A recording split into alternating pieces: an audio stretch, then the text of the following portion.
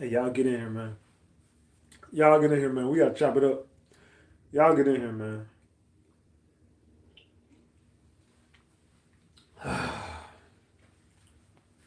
What up, gang? Hold up, let me go to my settings real quick. Man. I had fell asleep at the court. I ain't gonna even lie, man. Today was a long day, y'all. Today was one long day in court. It was a lot going on today in the Diddy trial. There was just so much going on. Uh, Everybody come over here, man. Everybody come on in here. Let me doing my settings right now. Hold on, give me 1 second. Give me 1 second. I need everybody to get over here, man. What you eating? I ate a chopped cheese earlier, man. I ain't gonna lie, I ate a chopped cheese. After that chopped cheese, I was out for the count, man. I went to sleep. I ain't gonna lie to y'all, man. I went straight to bed. So I didn't even give y'all an update after court because it was pouring down raining. And I just left the courtroom. And after that, I got me a chopped cheese. I was bad, man. I was like, man, I am freaking sleepy. I'm going to bed. I'll get them an update later. But nah, I'm back up, man. I was finna watch the game. I was like, you know what? Let me go live, man. Can y'all see me? Can y'all see me? Let me know in the chat. Can y'all see me? Hold on. Let me move it up a little bit. There we go. Am I better now? I feel like I was kind of low. Like I look short as hell. All right. Don't poke myself in my damn eye. All right, y'all can see me. We good. We good. All right, let me know in the chat, man. Get the likes or double tap the screen. Double tap the screen. Double tap the screen. Double tap the screen. I gotta chop it up with y'all, man, about what went on today. Let me put my phone on do not disturb. All right. All right, salute y'all. What up? What up? What up? So today, after court ended, I don't know if y'all heard yet. I really don't give a damn because you ain't gonna get news like I give it to you anyway. Today, if y'all haven't heard yet, oh, by the way, before I even get off here, I just got on. Did y'all see me on the news? Did y'all see me and Tisa Tails on the news today? Coming out of court? Did y'all see that shit's on my community wall? Did y'all see me and Tisa Tails on the damn news today? Yeah, they caught us on the news coming up out the damn courtroom. One of my subscribers sent that to me. They said, Ratchet, you was on the news, man. We seen you on the news. You and Tisa, we seen y'all on the news, man. I was like, oh shit, for real? Send it to me. Like, hold on, gang. Here you go. Yeah, they seen us on the news today coming up out the courtroom. Yeah, your boy out here live, man. We going viral. Everybody know about Ratchet Gang now. If they didn't know about Ratchettv before this case, which I doubt it, they definitely know now. And let me give y'all the drop real quick. So I spoke to both of Diddy's sons today in court. I spoke to Diddy family in general, but only one I didn't speak to, I did not speak to Miss Combs. But I definitely talked to Justin, and I definitely talked to Christian. And let me tell y'all something, man. Being rude to people is never the way. I sent them boys my prayers. You know what I'm saying? I definitely chopped it up. I was out in the hallway. It was during one of the recesses. They took a brief a sidebar. No, it wasn't recess. It was sidebar. They took a sidebar, and during this sidebar, I was in the hallway, and first Justin came up, and I chopped it up with Justin for a quick second. I was like, you know what I'm saying? Hey, bro, you know what I'm saying? Y'all in my prayers, man. Keep your head up. Hold your head, man. Don't ever let nobody see you down, man. He's like, oh man, appreciate it, dog. That's what's up. You know what I'm saying? That was real nice of you, type shit. Then next thing you know, Christian walked by. I said the same thing to Christian. I was like, man, you doing all right, brother? And when I spoke to him, they both was very polite. Let me say that, by the way. Both of his sons was very polite. We both when I was like, hey man, how you doing, brother? And then they both spoke back. I was like, oh, what's up, man? How you doing? You doing all right? Type shit. So yeah, I'm definitely doing good, man. You how you holding up? Oh man, we good, man. We blessed. Man, keep your head up, brother. You know what I'm saying? When I talk to Christian, keep your head up, man. You definitely are in my prayers, man. Keep your head up, man. Hold your head up. Don't let nobody see you down. He's like, oh, man, I appreciate that, bro. Some nice words. So we both had brief conversations.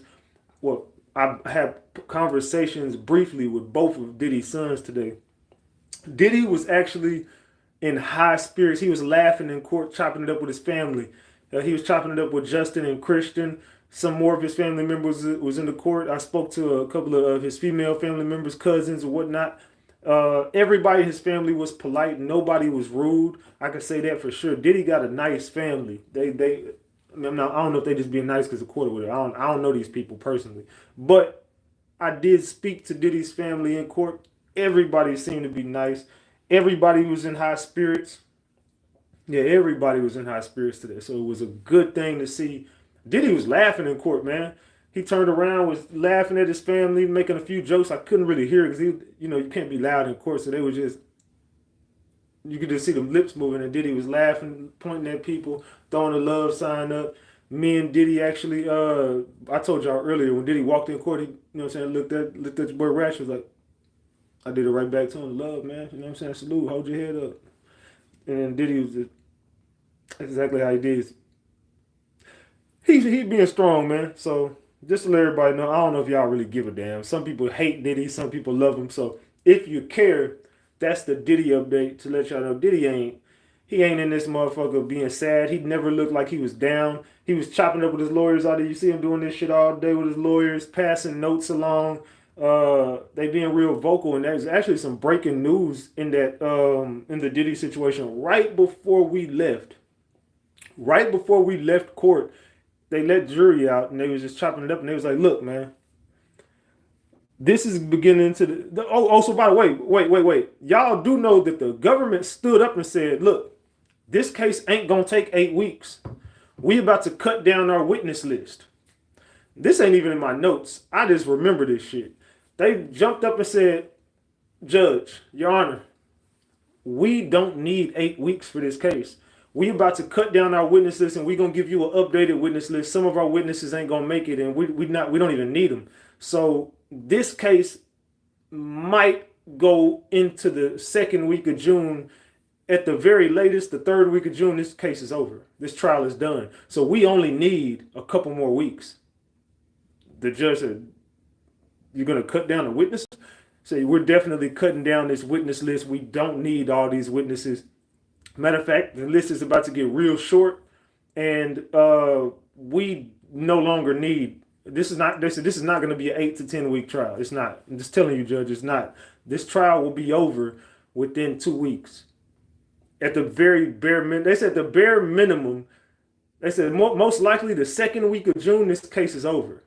But they said we might need the third. We might go into the third week of June, and we will not exceed the third week.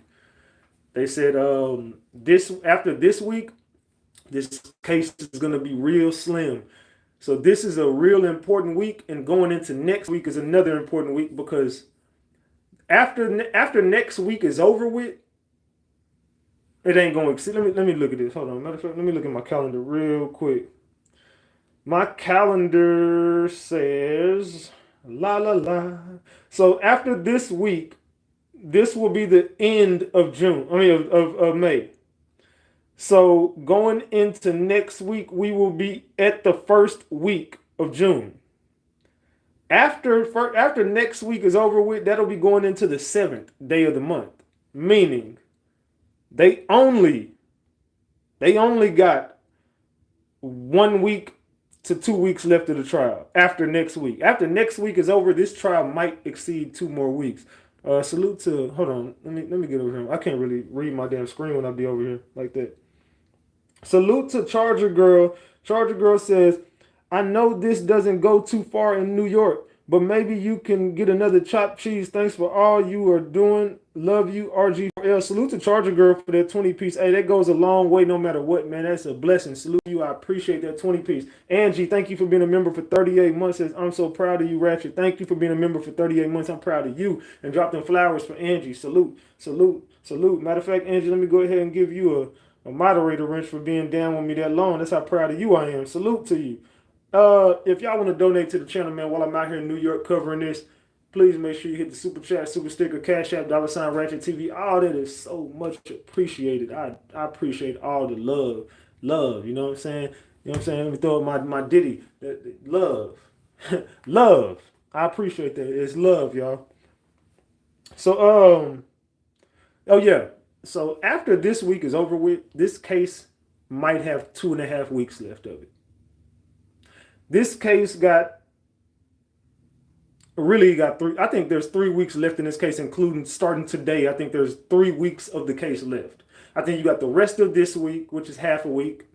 Really, it's only 2 days left in the week, but it's Wednesday, so half a week, next week, and the week after that. I think after that, you might got half a week left in this. So this case is looking to be over with. It ain't gonna exceed June. This case is gonna be done by the 21st day in June. This case is over with by the 21st day in June. I don't know how y'all feeling about that, man. It's looking like this case ain't gonna be too much longer, gang. This case, it can't be too much longer. Hold on. Let me move my shit over here. Let me move my shit over here real quick. My damn hat's on this damn thing, so I can get comfortable. Hold on, gang. Hold on 1 second. Man. Oh shit. Let me move my dinner tray. All right. So let me get over here where the lighting is a little better. There we go. Let's get over here where the lighting is a little better. All right, there we go. So going into this, let me get my notes. Hold on, let me get comfortable, y'all. Y'all don't mind, do you? Y'all don't mind. All right. So there we go. All right. So going into this week, we might got possible bare minimum three. It might be 3 weeks left in this case. I don't know how y'all feel about that, but I definitely. It's a tire. This case is drug out long enough, man. I don't really think they got much more to prove because if you really looking at it, they've already tarnished his character. They've already went too far on what they were gonna prove about Diddy anyway.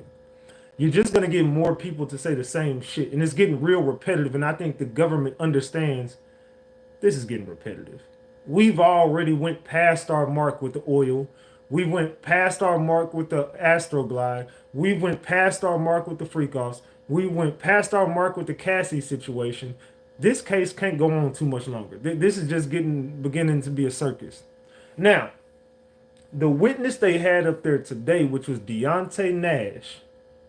Deontay Nash, can't lie, he had a very, very compelling testimony. And I think that his testimony was honestly another one that was better than Cassie's.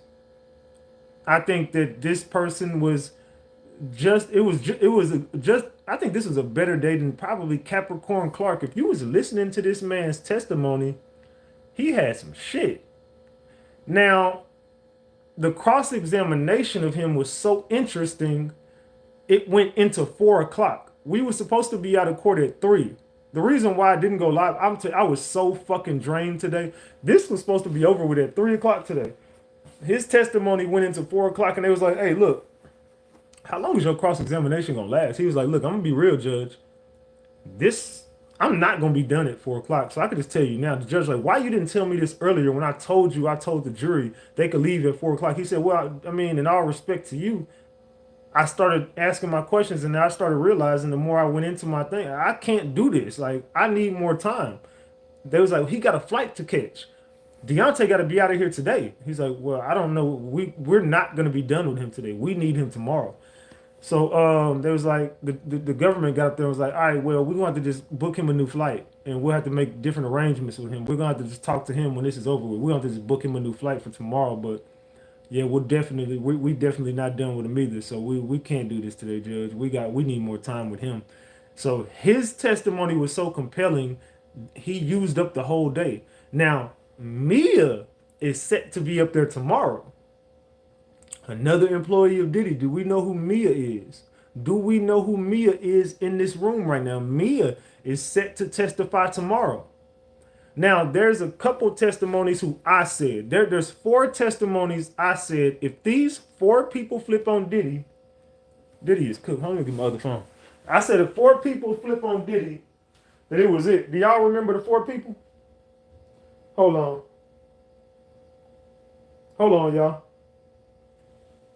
All right.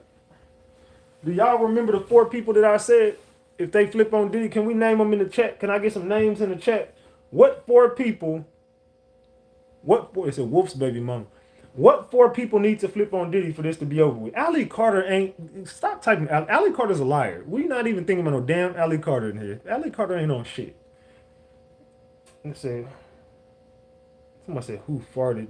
Somebody fucking farted. Somebody sat down on the goddamn couch. Get that person out of here. We don't even. I hate people like that, bro. Get your weird ass out of here. Get your weird ass out of here. It said, Misa was a Diddy employee. Okay, yeah, D-Rock is one of the names. Get Chantel Rose out of here, Miles. I just told you, get Chantel Rose out of here. Get that person out of here. Keep saying the same thing. Why the fuck you letting that person rock in the chat? Get that person the fuck out of here. I don't got time for no trolls. I'm working. I don't got no time for no trolls. That person has typed the same thing 8 different times. Get your weird ass out of here. All right. It said the cook. Thank you. They said his fake baby mama. They said, yeah, get every troll out of here. I don't want to see no trolls in here. They said they need to call Bentley. No, there's 4 testimonies that need to happen. You got to get Harv Pierre, KK, D-Rock, and who is the 4th person, y'all? KK, D-Rock, Harv Pierre, and there's one more. I just gave y'all 3. I just gave you 3 names right there. Now give me the last name. I gave you 3. Now give me the last name. Yeah, that person weird as hell. Damn, I can't stand these weird ass people. I don't even see what Joe Quinn, whoever that name. I don't even see what they said. The people you blocking, I can't see their comments. Send me everything you blocking. Send me everything you blocking, because maybe I need to put it on all messages. Hold on. I don't even see what the hell going on in the chat.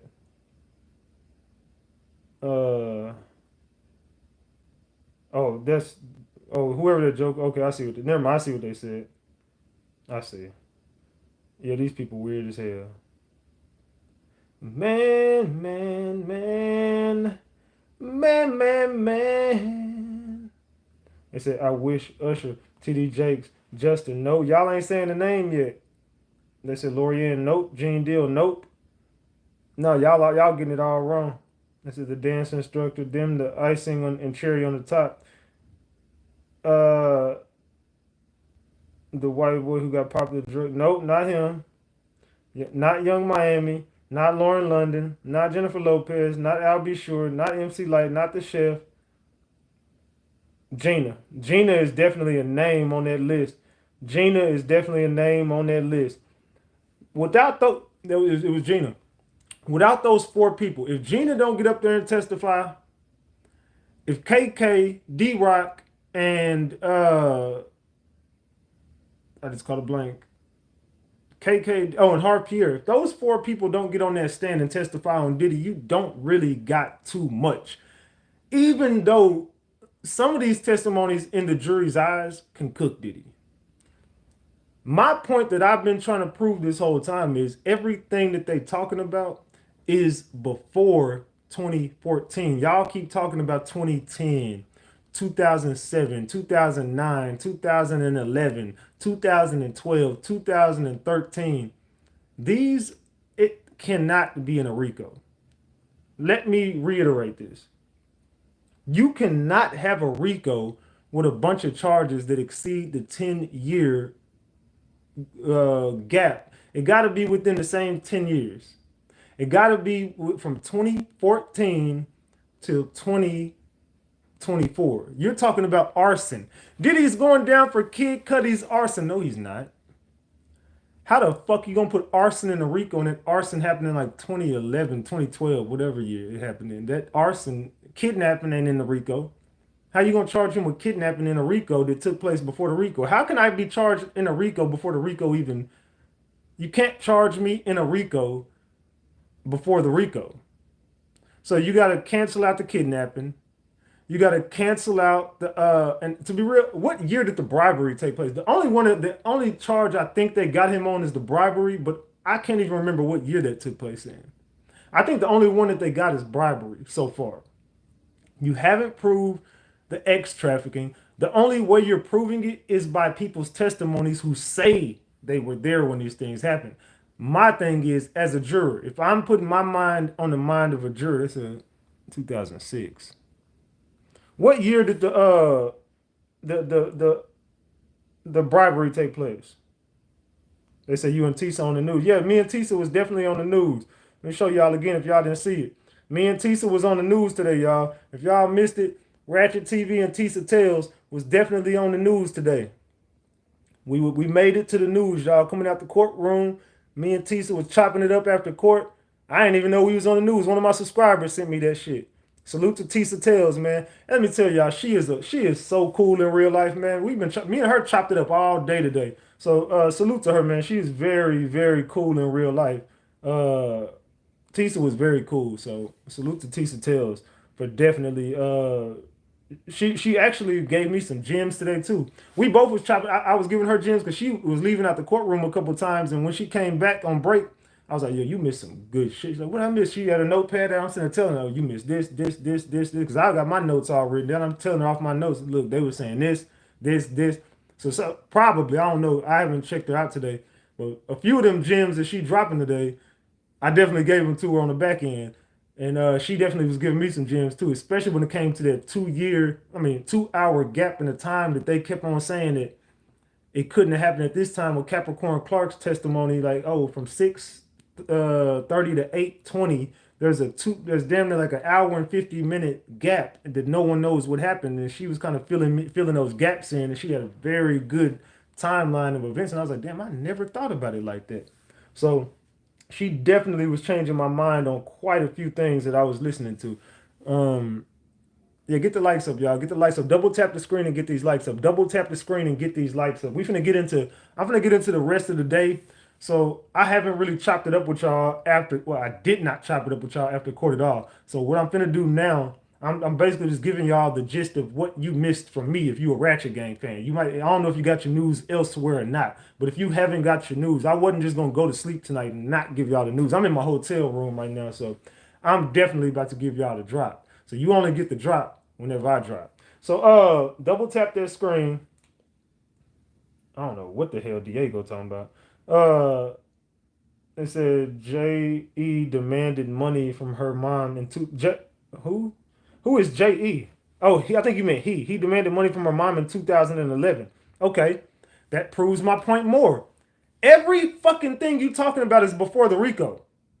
Y'all do real. How come people are not y'all? A lot of people just don't realize it. Capri, thank you for the 5 piece. Says good evening, gang, king, and to all my mod family. Thank you for everything you are doing. Thank you for the $5. I appreciate that. It ain't even showing me how much money I made on here. Oh no, yeah, dude, it's on this one. I made 25 on this one. We $75 away from a honey bun. We made a honey bun earlier during lunch. Y'all know what time it is, man. This trip ain't cheap. And if y'all want me to stay out here any extended amount of time, yo, we gotta get some coins up. It's on my dime right now. Ratchet Gang, help me, help me. No, I'm bullshitting, but I ain't bullshitting. I'm bullshitting, but I ain't. You know what I'm saying? So make sure y'all donate. If y'all ain't gonna donate, get me trending down the algorithm. Shit, double tap that screen. These chopped cheeses ain't cheap. I got some chopped cheese, some chips, 2 sodas, and some potato salad and a cookie. That shit cost damn near $40. I was like, God damn, I was hungry as hell though, man. I was like, man, please, I'm hungry, man. I ain't ate nothing today. That was my dinner. A chopped cheese, some potato salad, and some potato chips, and 2 sodas and a cookie. Oh, $40. $40. That's what I said. $40. $40. I was looking at them. I know you fucking lying. $40. I said, yeah, New York expensive. I ain't bullshitting with you. So, okay, back to what I was saying. Y'all know I be goofy as hell, right? Uh, Definitely 2011. This was not a RICO. Anything before 2014, they're just tarnishing his character to build up a character for the jurors, for the jury. They really just want to tarnish. Let me get my damn drink over here. I feel like my damn throat dry as hell. My damn throat dry as hell. All right.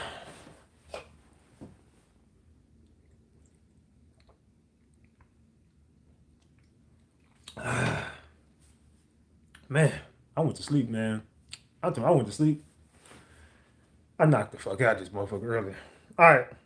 I had a quick question. Anyway, my bad, y'all. All right, so they keep on trying to build up a character for Diddy to the jury. That's why they bringing up everybody. Now, the only difference is between a lot of people and Deontay, who was up there today. Deontay worked from him from 2008 until 2000. Oh no, I think it was 2009 until 2018. Yeah, it was 2009, not 2008. I had to think about it for a second. He worked from him for 9 years. So he had information that goes well into the RICO. And he was coming up with information, but it was, and I didn't jot down a lot of this stuff because they were really just talking about Cassie with him forever. When did you see Diddy do this? Diddy knocked on the door and did this. What did Cassie tell you? Cassie told you she didn't want to do freak offs. She mentioned the word freak offs and said she didn't want to do this. She didn't want to have sex with Diddy. She didn't want to do this. No, she told me she didn't want to do it. He was making her do it. All we going off of is, and everyone says it's not hearsay. How is it hearsay, Ratchet, whenever he was there? You know why it's hearsay? Because just because I get on the stand and tell you I heard someone tell me something or I saw someone do something, unless I got a video, this is just me in my mind. I'm only going off of me. This is how I feel. If I'm on the jury, if I'm a juror, one of the 12 jurors is sitting up there, if I'm one of those people, and just because you get up there and say, I witnessed something and I was there, for me, I'm more of a visual person. If you could show me text messages, call logs, video recordings, audio recordings, if you could show me something that proves your story, I'm going to believe you beyond a reasonable doubt. If you just get up there and say I witnessed something and I saw something, but I don't got no proof of it, I'm going to kind of take it with a grain of salt like I take a lot, because okay, another thing. This is what else they got, and I'm going to show y'all this when I open my notepad in a minute. Something else they got him with today was they wanted him to say in cross-examination, it was like, so when is the last time you talked to Cassie? Deontay says, I talked to Cassie yesterday. It's like, okay, so it's safe to say you talked to her before she testified and after she testified? He's like, did you talk to her before she testified? He's like, yeah, I did. I spoke to her. I talked to her, yeah, before the testimony. He's like, okay, so did you talk to her during the testimony at all? And then he kind of looked over to the government. It got quiet for a second. He's like, he said, no, I'm just asking, like, did you ever make a phone call to Cassie? Did she ever call you? Who called who during the testimony? He's like, well, I did call her, but we was just talking about what she should wear on court and wear to court that day. He's like, so you and Cassie were having conversations about what she should wear to court. He's like, yeah, but she was talking to so-and-so more than she talked to me because she was in New York and I was in Cali. He's like, so you and Cassie still talk to this day. So y'all talk before, during, and after the trial. Testimony, excuse me. He's like, before her testimony, during her testimony, and after her testimony. So it's safe to say, I'm not making this up. You did talk to her before, during, and after her testimony, correct? He's like, yes, I talk to Cassie every day. So these are all a network of people who are all real cool, and they cool with the feds. These are also people who've had multiple meetings with the feds. Oh Lord, who else we got trolling? Oh my God, yeah, get these. Yeah. Anybody who troll, do not block their comment, delete them from the chat, hide them from the chat. Anybody who does that weird stuff, just please. I don't want no trolls. I want everybody blocked out of the chat. If they troll once, they getting blocked forever. They can't come back. So any type of trolling, just get them out of here, mods. I'm not gonna second guess it. Just if they troll me even a little, if they say the slightest little weird thing that looks like someone just said, "Mommy said you're my daddy," get that. Don't ever come back to my channel. Get the hell on. Don't ever come back. Get your weird ass all the way up out of here. I don't care about you or your mama. To be real. Uh, they said smile ratchet. There ain't nothing funny right now. Haha. Ain't nothing funny. But they said, didn't she have her baby today? Yes, she did. She definitely had her baby today. And he said he congratulated her on the baby. He said he congratulated her on the baby and they spoke today. Yeah, he said he spoke to her today and congratulated her on the baby. So they've been in constant contact, and everybody's stories are starting to come together as if the government is planting the ultimate seed.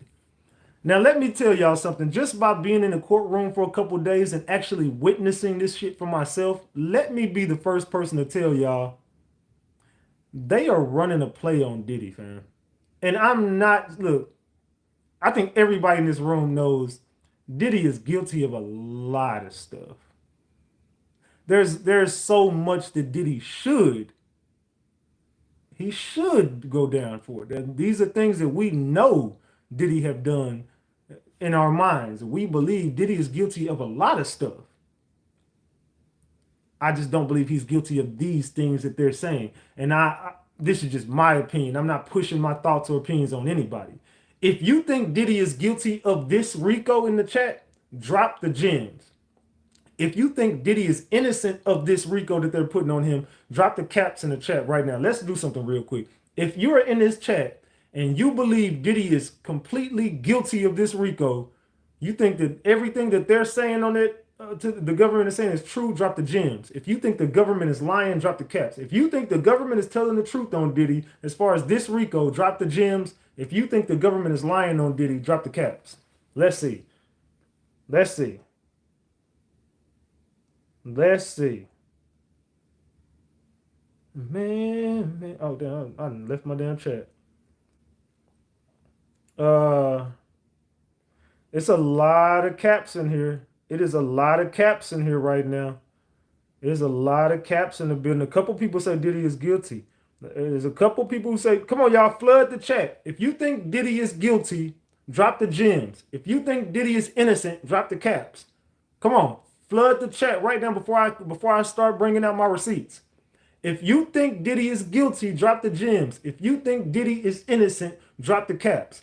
Gems for guilty, caps for innocent. Gems for guilty, caps for innocent. Gems for guilty, caps for innocent. Gems for guilty, caps for innocent. Come on.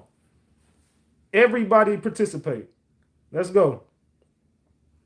It's a lot of people who think Diddy is, as I said, 50-50. Maybe I should do a poll. Maybe I should do a poll. Let me do a poll. I think it'll be better if we do a poll. Let me do a poll. Hold on, y'all. Let me do this poll. Is Diddy guilty? Oops. Guilty or innocent?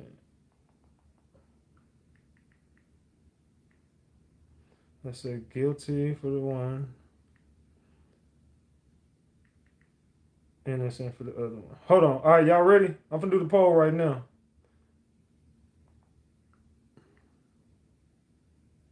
All right, there you go.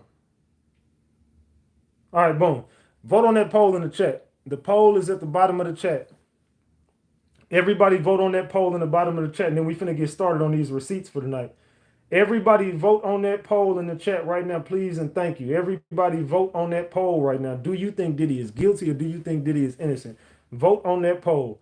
Right about now, 53% say, 52% say guilty, 48% say innocent. Everybody vote. Everybody participate. Come on. I need everybody to vote. I want everybody. Let me move this out my damn way right here.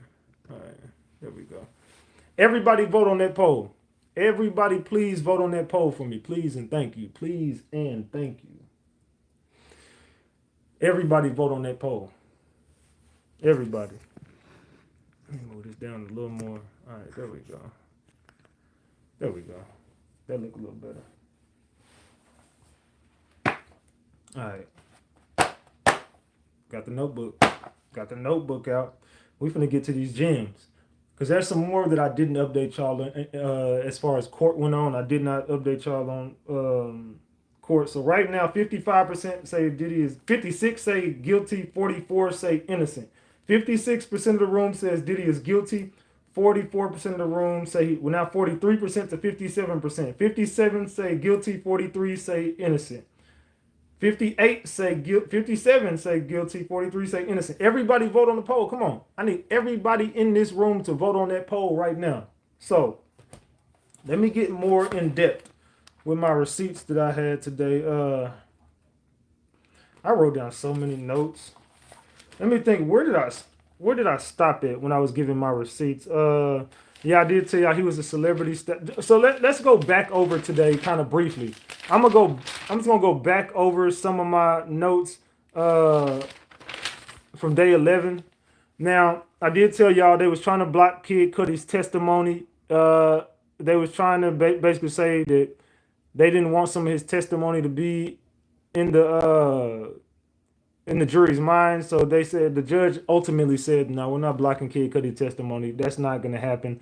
And then they were coming up with some receipts that Nash was going to say, and all of this stuff that I told y'all before, it ended up coming out after. So I'm going to give y'all an update on all this. I was telling y'all that Cassie was going to be saying she didn't want to have SEX with him. T. Marie says, Ratchet, please keep giving us the gems. I appreciate that 20 piece. We are now at $45. We 55 away from a honey bun. Let's get those donations up. Salute, salute, salute. So I was telling y'all a bunch of things Cassie was going to say, and ultimately this stuff was said in court. I was not wrong about her being forced and coerced, and Nash was going to come up there and say that she did not want to do these freak offs with Diddy. She did not want to do none of this stuff on her 29th birthday, what he was going to say. And everything I told y'all he was going to say, he got up there and said. So that was coming out. And the government was being accused of being improper. They were saying, the judge was saying, y'all need to stop asking some of these questions that's leading to some of this stuff that, you know what I'm saying, is coming out, and this jury is getting confused because y'all are being improper. The judge got on to the government,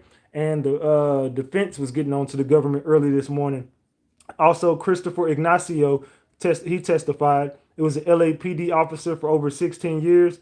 He was dispatched out to Hollywood Hills out there for Kid Cudi. I gave y'all an update on that about him saying he seen the Escalade.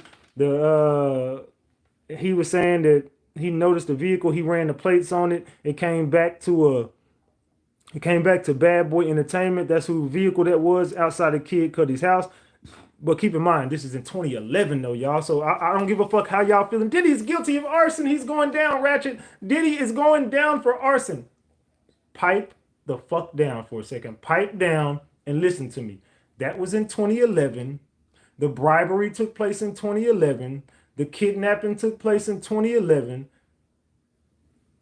That can't go into a RICO, y'all. I'm sorry. It just, no matter how much you want Diddy to go down for those things, unfortunately for the people who do think Diddy is guilty, it's not a part of a fucking RICO. It's not. It's just not. I saw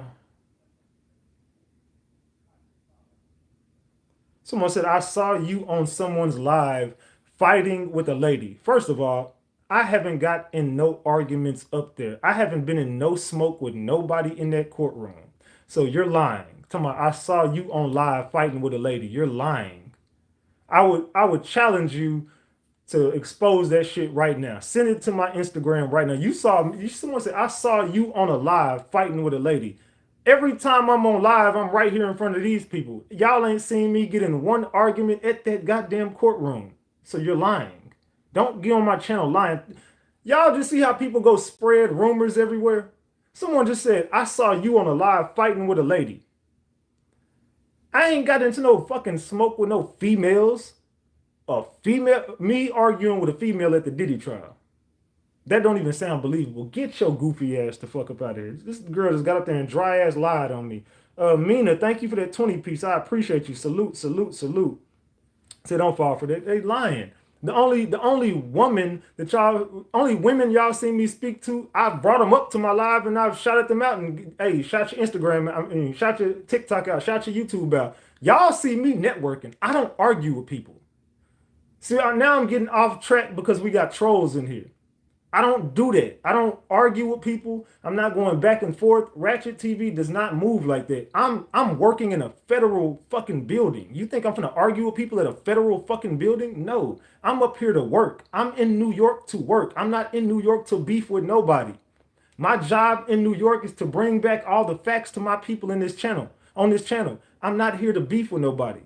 Can't nobody bring me down to their level to where I'm gonna end up getting kicked out of a federal fucking building. First of all, you're goofy.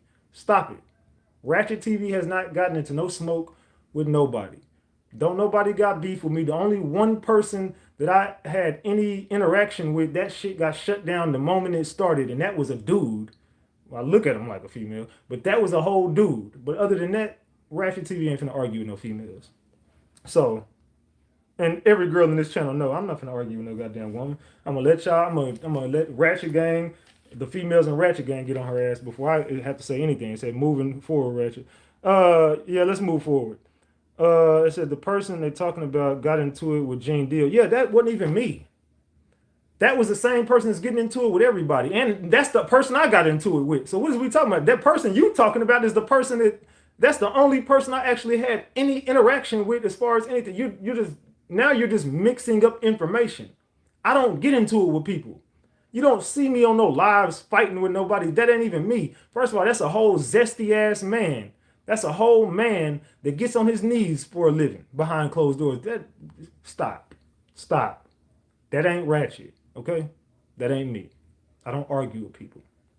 Shut the fuck up. All right. I think I have an idea of who you're referencing. And yeah, he's definitely rude. And yeah, that's the only motherfucker I actually got into it. So he's messy, not going to say his name. Yeah, don't say his name. But that dude is a whole goofy and he's a drama queen. I don't get into it with people. So that person was getting into it with women, arguing with women. And that person also got knocked out by Gene Deal, but ain't nobody talking about that though. That motherfucker Gene Deal put hands on that dude too. That's what y'all don't know. So behind the scenes, what y'all don't know is Secret Service Sam reported on that shit today. Let me go to Secret Service Sam shit. Where's Secret Service at? Secret Service reported on that shit today too. I actually found out behind the scenes. Now you know what? I ain't gonna get that nigga no motion. It is what it is. But all I'm gonna say is the person that y'all speaking about got hands put on him by Gene Deal.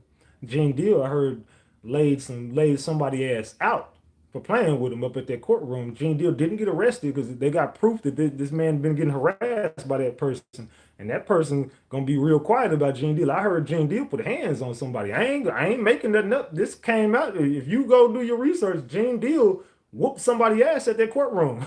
They was playing with Gene Deal up at that court and they got hands put on him. You're doing an awesome job, brother. Salute, man. Salute, Z. I appreciate the 20 piece. We at 85, y'all. Come on. We got somebody throw up a 20 piece and get us over a honey bun. Somebody go ahead and throw up that 20 piece. You see them 3 20s at the screen? Make it 4 20s. Come on, Ratchet Gang. What we doing? What the hell is we doing? I'm out here in New York to give y'all the facts. You better support this damn channel. If y'all want me to stay out here any extended amount of time, you better go ahead and drop them damn whoopty-whoops. They said Gene not playing. Nah, Gene put hands on somebody. They said Gene put his body hands in that little... Yeah, they said Gene Deal wrapped that man up like a damn tortilla. They said Gene Deal packed that boy up like school lunch. They said Gene Deal made that boy look like a rug rat. He picked him up like that was his one and only son. I was like, damn. I didn't see it, but they definitely was telling me all day today. They was like, hey, yo, be quiet. You didn't get this from me. But you know, whoop-de-whoop. Yesterday after court, Gene Deal put hands. They said Gene Deal knocked his ass out, put hands on that boy. I said, what the fuck? I didn't even hear about this. So yeah, they said it's like, ain't nobody talking about it, but some people witnessed it. Some people got the shit on film. I don't know if I seen it or not. All I'm gonna say is, might want to be pipe down, little tiny thug, pipe down. Your ass got hemmed up. They said your ass got wrapped up like a damn taco.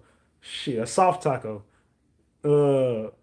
Man. Gene Ben said he was nothing to play with. Nah, Gene Deal been warning that dude too many times. Nah, the content creators got that shit on video. I mean, maybe. Oops. Oops. But anyway, bro, you in Brooklyn. I saw you outside today. Yeah, I'm definitely outside. Your boy Ratchet been outside. So I've been all over the place. I haven't had a bad interaction yet The only bad interaction I had was one interaction with the person we talking about. I have not had no bad in. Everybody I've met out here, male or female, has been cool as hell. For every content creator I've ran across, we've been networking and doing business together. I have been out here networking with people. I seen some people who had issues with me from the past cases I've covered. I seen a couple of content creators who have had things to say about me on here. Ain't nobody said nothing to me, fam. I didn't ran across a few people, males, not female. I don't never get into it with women. I've run across a few males who have had a lot of shit to say about me on the internet. They just walk right past me like they don't even see me there. And that's cool. I ain't doing no tripping. Like I said, I ain't got no smoke with nobody. But I don't really believe nobody got smoke with me neither. I think a lot of this shit just for the internet. People just want my attention. So I take that stuff with a grain of salt. I've ran across a few people out here, and I'm outside every day. Y'all see me. I done seen a few people on here who done had a lot to say about Ratchet. But when you see me, you know what I'm saying? But it's not even for nobody to know about. You know what I'm saying? It is what it is. I keep that shit in the streets. I said, you saw Hassan Campbell? I done seen everybody out here, dog. Now, I ran into Gene Deal. I done ran into P. Diddy family behind the scenes with no... I ran across P. Diddy family it was just us. It wasn't nobody, no police. It wasn't nothing gonna happen. I don't got no issue with Diddy family, nothing like that. Like I said, it was love when I seen them. I'm just saying, like, we was so... When I'm telling me and Justin Combs like this. Me and Christian Combs like this. We face to face. I'm dapping them up. How you doing, brother? Chopping it up. We were that close to each other. So I mean, come on. I didn't see everybody. Me and Gene Deal face to face. Me and Tisa Tells. I didn't ran into her. I didn't ran into reporters from CNN. I didn't ran into people from TMZ. I didn't ran into people from Fox. I didn't ran into people from NBC. I didn't ran into everybody that I could brush shoulders with. When I go to the courtroom, every media source is, hey Ratchet. I'm cool with every media outlet, fam. So don't believe none of the hype. I'm telling y'all, everybody fuck with Ratchettv. I'm up here rubbing shoulders with every big, and I'm talking about bigger than me, way bigger. Everybody way bigger than me. And everybody, hey Ratchet, you made it to the courtroom. Hey Ratchet. So, man, don't believe none of the hype, dog. Your boy Ratchet out here doing his thing. Salute Honey Trap for that 10 piece. I appreciate you, Honey Trap. Salute. Double tap that screen and get these likes up, y'all. Double tap that screen and get these likes up, please, and thank you. We at $95. We $5 away from a honey bun, y'all. All right. So, Brian Steele did the cross on that, man. They basically was just saying, like, you seen this truck out there. How the hell you didn't report this? You didn't pull the truck over. It should have been suspicious. This looked like it was a home invasion, but you kind of didn't do your protocol, and you let Diddy. You could have had Diddy right there if it was him in the truck. So why you didn't pull the truck over? I told y'all about that earlier, about the Escalade belonging to Diddy. They said they kept seeing the Escalade. They kind of said in the cross-examination how could Diddy be chasing this man if Diddy's right in front of y'all and you seen the car pull up? But there's also 2 hours missing from 6:30 to 8:20. Those hour and 50 minutes are missing, so nobody knows what really happened. So but I will say this. If I'm listening to Capricorn Clark's testimony and I'm listening to the firefighters and I'm listening to LAPD, something don't add up. The timeline, like I said, there's some time missing. Tisa Tells kind of did a good job of putting some of this timeline together. If this is true, not saying she's telling the truth, or she's not lying, of course. I'm just saying, I don't know if she has it right or not. But it sounds like she does. I ain't gonna lie. It sounds like she kind of got that right. And she even had me thinking like, damn, maybe that 2 hours that this could have, it does seem very possible that this did happen. So Tisa Tells kind of put it in my mind that 2 hours that went missing probably went missing because that's exactly what Capricorn Clark was trying to say, and that's the timeline Capricorn Clark put together. But they're going tit for tat and kind of confusing people. The government's doing it and the defense is doing it, which they doing their job in that case. So thank you, Paul, for that 5-piece. We had a honey bun, y'all. Salute to Paul. So I went over that earlier. Then Lance Jimenez got on the stand. That was the arson investigator, firefighter. He was basically saying he was trying to contact Capricorn Clark. So a lot of the things he was saying, and they didn't want this to get out that there was a female's DNA that was found on that car. There was a 40-ounce bottle of Old E that had gasoline in it. During the cross-examination, they was like, well, if this was a gasoline-filled bottle, glass bottle, and it was on fire, wouldn't the whole goddamn... And this is something I was thinking too. So when Agnifilo said, if this was a glass bottle filled with gasoline and the bottle went on fire, wouldn't all of the gas go on fire and the bottle just explode? He was like, not necessarily, no.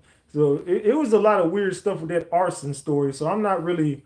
It seems like that was a planned out event. I just don't believe Diddy did that. They found a woman's DNA. They never found a man. They didn't find multiple. They said partial female DNA. They never said a man's DNA was found on anything. They found a glove in the back seat. They want to know why that glove didn't get tested. He says, well, because Kid Cudi said it was his, but this wasn't in the report. So if Kid Cudi said that was his glove and you got a picture of the glove, why you didn't put that in the report to say that I found a glove in the back seat and it belonged to the driver? You didn't say this. So that wasn't in the report. A lot of things was missing from that report. You got a lot of details that was missing out of that arson report. And say he did it. I don't know if Diddy did it or not.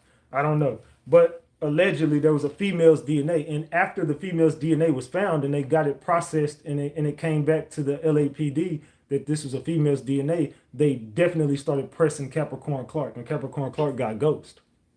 That's all I'm going to say. What's the score in the game? Damn, OKC is whooping.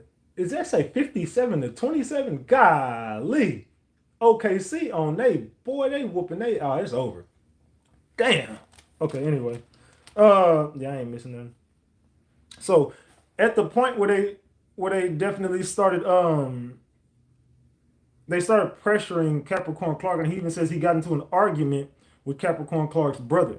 So why would you be getting into an argument with Capricorn Clark's brother? What the hell happened? Oh my God. What is wrong with some of y'all? Y'all getting blocked for some of the weirdest stuff. Some people just getting blocked for saying some of the weirdest stuff, bro. I'm like, what the hell is wrong with some of y'all? Yeah, they definitely questioned her about it. Let's see. So then as soon as the DNA was also destroyed. Oh yeah, the DNA was destroyed. Somebody destroyed that DNA on their vehicle. And they basically were saying, and oh no, they didn't say it. They basically were alluding to the fact that who did this could have possibly been Diddy. Now, if Diddy had done that, the jury was also looking like, everybody in the courtroom was like, wait, what the fuck did they just say? Because I ain't gonna lie, I was falling asleep during that testimony. I ain't gonna even lie to y'all. I was definitely like this, like I was in and out. And I heard what I heard. I was still taking notes, but I was in and out taking notes. But by the time they said this, I woke the fuck up, and even Tisa turned around and looked at me. Was like, and we kind of made eye contact, like, because she was also in the courtroom today. Me and Tisa gave each other a look like, wait, what? And then they said sidebar immediately. Tisa turned around and said, did you hear that? Oh, hell yeah, I heard that. Shit, did they just say Diddy did that? She said, yes, they just, everybody in the courtroom, everybody sitting next to me, did you just hear that? Yeah, hell yeah, I heard that. So the judge came back and was like, wait, we got to strike that. The government got chewed out by the judge. The defense was definitely pissed off about that. It was like, man, we finna have a mistrial. They were begging for a mistrial. The judge ultimately denied the mistrial. They were trying to go for the mistrial immediately after that. They was like, man, y'all keep on alluding to the fact that Diddy is doing all this stuff. Y'all just said Diddy helped destroy the DNA. They was basically they didn't say it, but the way that they worded it basically insinuated that Diddy could have possibly had an LAPD connection that he definitely used. I said, that's the dude. Oh my God, get so goofy. Just keep blocking these people. Just keep blocking them. So I forgot what I was even saying.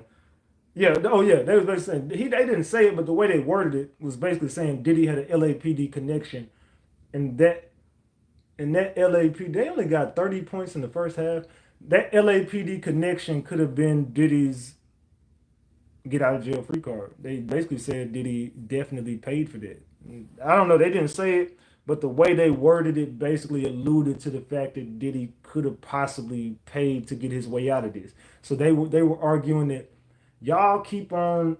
Y'all started off this whole case by saying Diddy could pay his way out of this. Y'all won't let the man out of jail because y'all think he could pay his way out of this. Y'all are trying to make an example out of him, but y'all also have said Diddy can pay his way out of these things. So y'all keep alluding to the fact that he could have possibly paid for this. He could have possibly done this. So we're sick of this. We need a mistrial.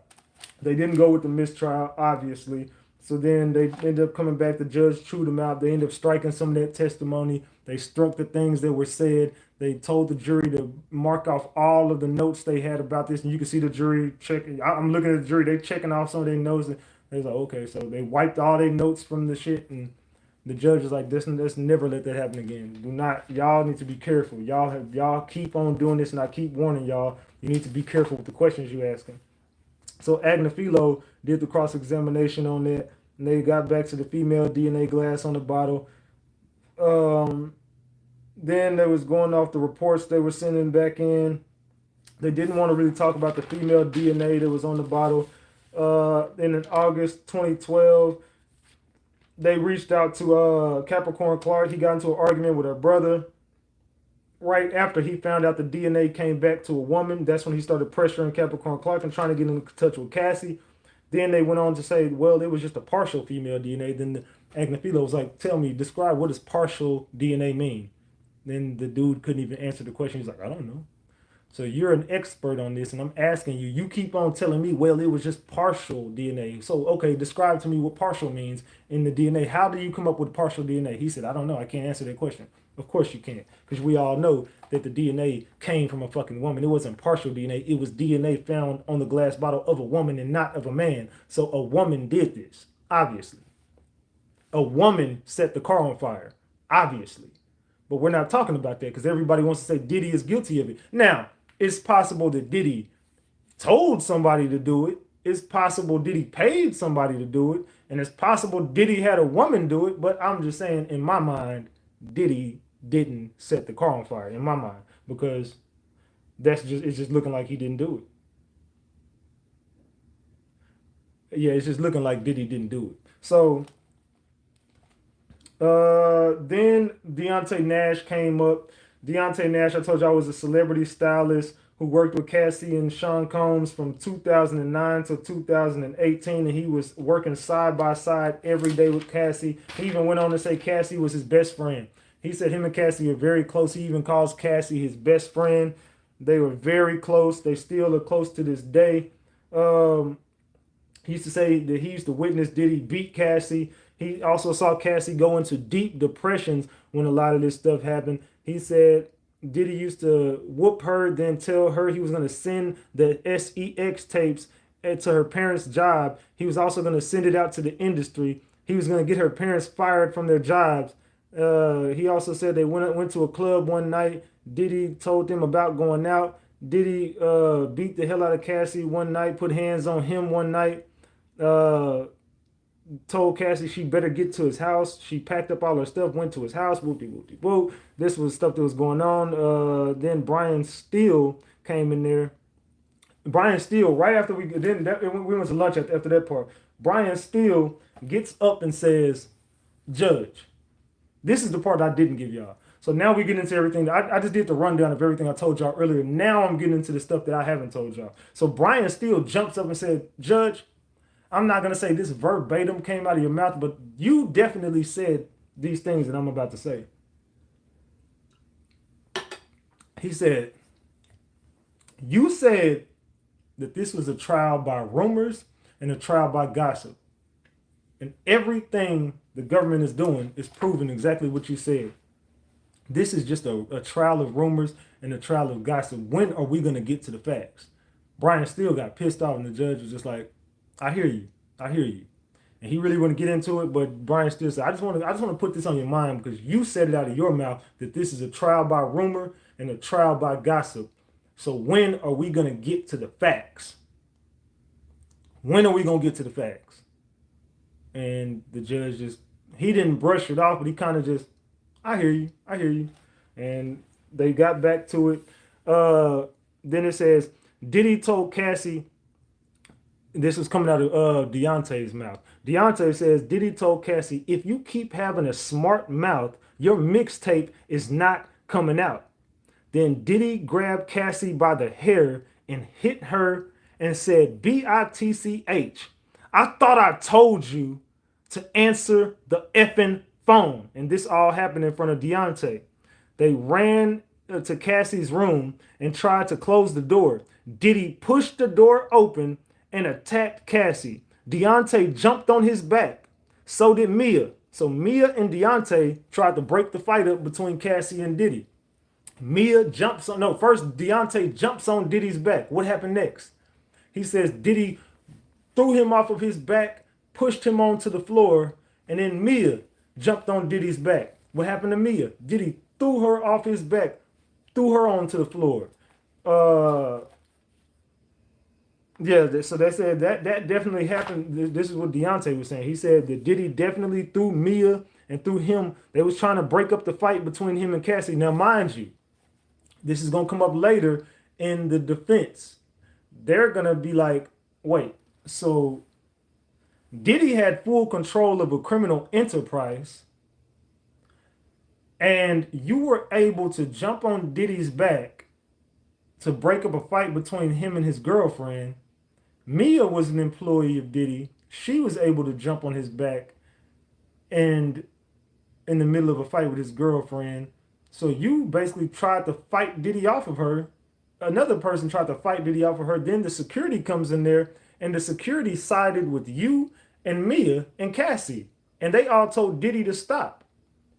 So could you, they didn't say this, but I'm just going to say this part. So basically what they're trying to say is, could you imagine El Chapo, the leader of a criminal organization, putting hands on somebody and one of the people in his organization jumping on his back and telling him to stop? What do you think ultimately happens to someone in El Chapo's organization for doing some of the similar things? What do y'all think? What do you think would happen to someone who tried to stop El Chapo from doing, this is the leader of a criminal enterprise? What do you think happens? Unalived. Get to the RICO, Rosterution. Yep, they said, Ratchet, you confirmed how I felt this entire trial. This is a trial of rumors and gossip. Exactly. They said, get their ass off. They said, end up in a car trunk, unalived. Okay, so this is the monster Diddy. He threatens to unalive people. He threatens everybody.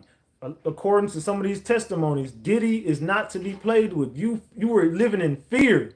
You lived in fear of this man. You jumped on Diddy's. How dare you? You jumped on Diddy's back in the middle of an altercation between him and his then girlfriend, Cassie Ventura? You jumped on Diddy's back? Two people jumped on his back, and then people come in the room and basically side with all y'all and tell Diddy to fucking stop and sit his ass down somewhere? So somebody was able to control Diddy. Somebody was able to get in front of Diddy and stop this from happening. That means that this don't sound like a criminal organization. It sounds like exactly what everybody in this room knows it is. It sounds like a boyfriend and a girlfriend had a very volatile and toxic relationship. It sounds like a boyfriend couldn't keep his hands to himself. It sounds like there was a lot of domestic violence going on in this relationship. This sounds like a domestic violence case. This sounds like two people who shouldn't have been around each other. It seems like everybody knew that y'all shouldn't have been around each other. It sounds like a fucking toxic, volatile relationship. I'm not excusing Diddy putting his hands on a woman. I'm not excusing none of the things that he done, but I'm trying to make a point and to say that this doesn't sound like the leader of a criminal organization. It sounds like a man who's doing drugs, and it sounds like a man who's losing fucking control and couldn't keep his fucking hands to himself. But it doesn't sound like y'all were living in fear of the man, because if you thought this man could have unalived you, if he was threatening everybody around him, how dare you jump on Diddy's back? How dare you get up here and put hands on Diddy? How dare someone tell Diddy to sit his ass down somewhere and stop, and it be stopped? It don't sound like a criminal organization at this point. And then this is gonna come up in cross later. I just want to give y'all my little spiel on that. So anyway, let me get back to what I was saying. Diddy grabbed her by the hair, hit her, and told her, "I thought I told you." Well, Diddy pushed the door open, attacked Cassie. Deontay jumped on his back, so did Mia. He threw them to the floor and continued to beat Cassie. Diddy said D-Rock and Cassie, no, he told D-Rock to send Cassie to plastic surgery. Diddy said that, and he also said, Diddy said that, hold on, plastic surgery, Diddy, Cassie's ex tapes, and said Cassie, oh yeah, they said Diddy told her he was going to expose all her ex tapes, and he said her brother is a bitch. He said this came up. He said Diddy was very calm when he said your brother is a brute. I was like, what the fuck? So yeah, they said Diddy was basically saying he was going to expose her ex tapes. He said her brother was a bitch. Again, this ain't sounding like a RICO. This is just sounding like a man who just is out of fucking control and needs help. Now, if everybody would have done their fucking due diligence, they could have gotten Diddy locked up a long time ago for domestic violence and being abusive to people. So he definitely could have been locked up for these things, but unfortunately, the statute of limitation for this shit already passed. All right. So anyway, Cassie said that she didn't want to have sex with Diddy and other guys. This is what she was telling Deontay. According to Deontay's testimony, Cassie was telling him, I don't want to do this. They said Cassie was packing bags to go to freak offs, and she would be putting X toys in the bags. They said that she used to tell Deontay, man, I don't want to do this. I don't want to have sex with this guy. Now, this is the problem I got with some of this testimony. This is your best friend. Now, everybody, male or female, raise your hand if you got a friend who you close with. You got a best friend, or you just got somebody you real close with and you tell everything to. Raise your hand in the building right now if you got a best friend and or you got somebody that you tell all your business to. Raise your hand. Excuse me. Raise your hand. Everybody raise your hand right now. If you got a best friend or you got somebody that you tell all your business to because you trust them like this. You just got a real close friend or a best friend. You consider this person like a brother or sister, close as hell. You tell all your business to this person. Raise your hand. I'm finna prove a point right now. Now watch me. Now watch. I'm finna make y'all look at this different. Only if you do. If you don't, it's cool. But if you do have a best friend or somebody that you feel really close to, just raise your hand. He said women, relationship abuse, and yeah, exactly, Tamika. Okay, so now think about this. If you got a friend that you call your best friend and y'all are close enough to talk every day, don't you think somewhere along the lines y'all had phone conversations and or text messages that would have said the same things that you saying you heard her say? Now, why every time it come to Diddy, everybody heard this, everybody seen this, everybody just knows from word of mouth versus the facts coming out? So if you got a best friend, why y'all don't got a thread of text with her saying, I don't want to do this tonight. Where you at, girl? I'm over here at the hotel. I don't want to be here. Oh, damn, he got you, he forcing you to do this again? I wish he would just stop and just let you breathe and let you live your life. You would have been talking to, this is your best friend. Why y'all don't got a text thread of these things being said? So I'm kind of looking at that like, I'm not saying it's not true. I'm just saying if y'all was as close as you saying and you still talk to her to this day and y'all been best friends since 2009, since you met her, I would think somewhere along the lines, you and her would have been communicating to say some of these things that you're on this stand saying. At some point, one point or another, you would have been in constant communication with this person via, because it sounds like she would have been with Diddy a lot. So the times that she couldn't talk to you, she would have texted you. Things that make you go, If you can't talk to this person a lot because she's around her abusive boyfriend and she's around this boyfriend who's controlling every aspect of her life, you would think at one point or another, you would reach out to this person via text. And why you didn't have her burner phone number? Why only person talking about a burner phone is Capricorn? Why there's no messages the Capricorn Clark showed of the, so you didn't text the burner phone? You don't got a call log and a call history of this burner phone. So the burner phone story to me, I'm not saying it's made up, but I'm just saying, where are the facts? Everybody keeps saying this happened. Everybody keeps telling me what they heard, telling me what they saw. No witness on that stand has come up with undeniable evidence that this shit is true. Diddy never text nobody nothing. He never called nobody and said nothing. Nobody got a voice recording of him. Nobody got an audio clip of him. Nobody got a text message thread from him. Nobody was threatened by text with nobody else. Nobody else called nobody else and recorded it. So all this stuff happened and everybody was just face to face. Nobody got no receipts. Everything that they're bringing up is face to face. That's the problem I got with this case. Everything that happened was something that happened face to face with everybody. It wasn't something that was this ain't undeniable. This ain't this is hearsay to me. Yeah, you're saying that you're a victim and a witness, but to me, this is a bad case of hearsay. Where are the receipts and the facts to back up your claims, ma'am and sir? I don't see it. That's just me personally. I don't see it. So let's get back into this testimony. Where was I at? Where was I at? Cassie said she didn't want to have sex with men. With other guys, but Diddy wanted her to. Diddy, what it said? Diddy bodyguards had him. He said one night he got into a situation with Diddy, and it happened outside of a hotel lobby. He ends up jumping in his car and leaving. He says Diddy had him followed, and he turned off his car lights and sped up and lost them. He went and got a hotel room because he was afraid to go home. They said, when did you return to your house? He said the very next morning. So you thought Diddy was going to unalive you or something that night. He had bodyguards following you.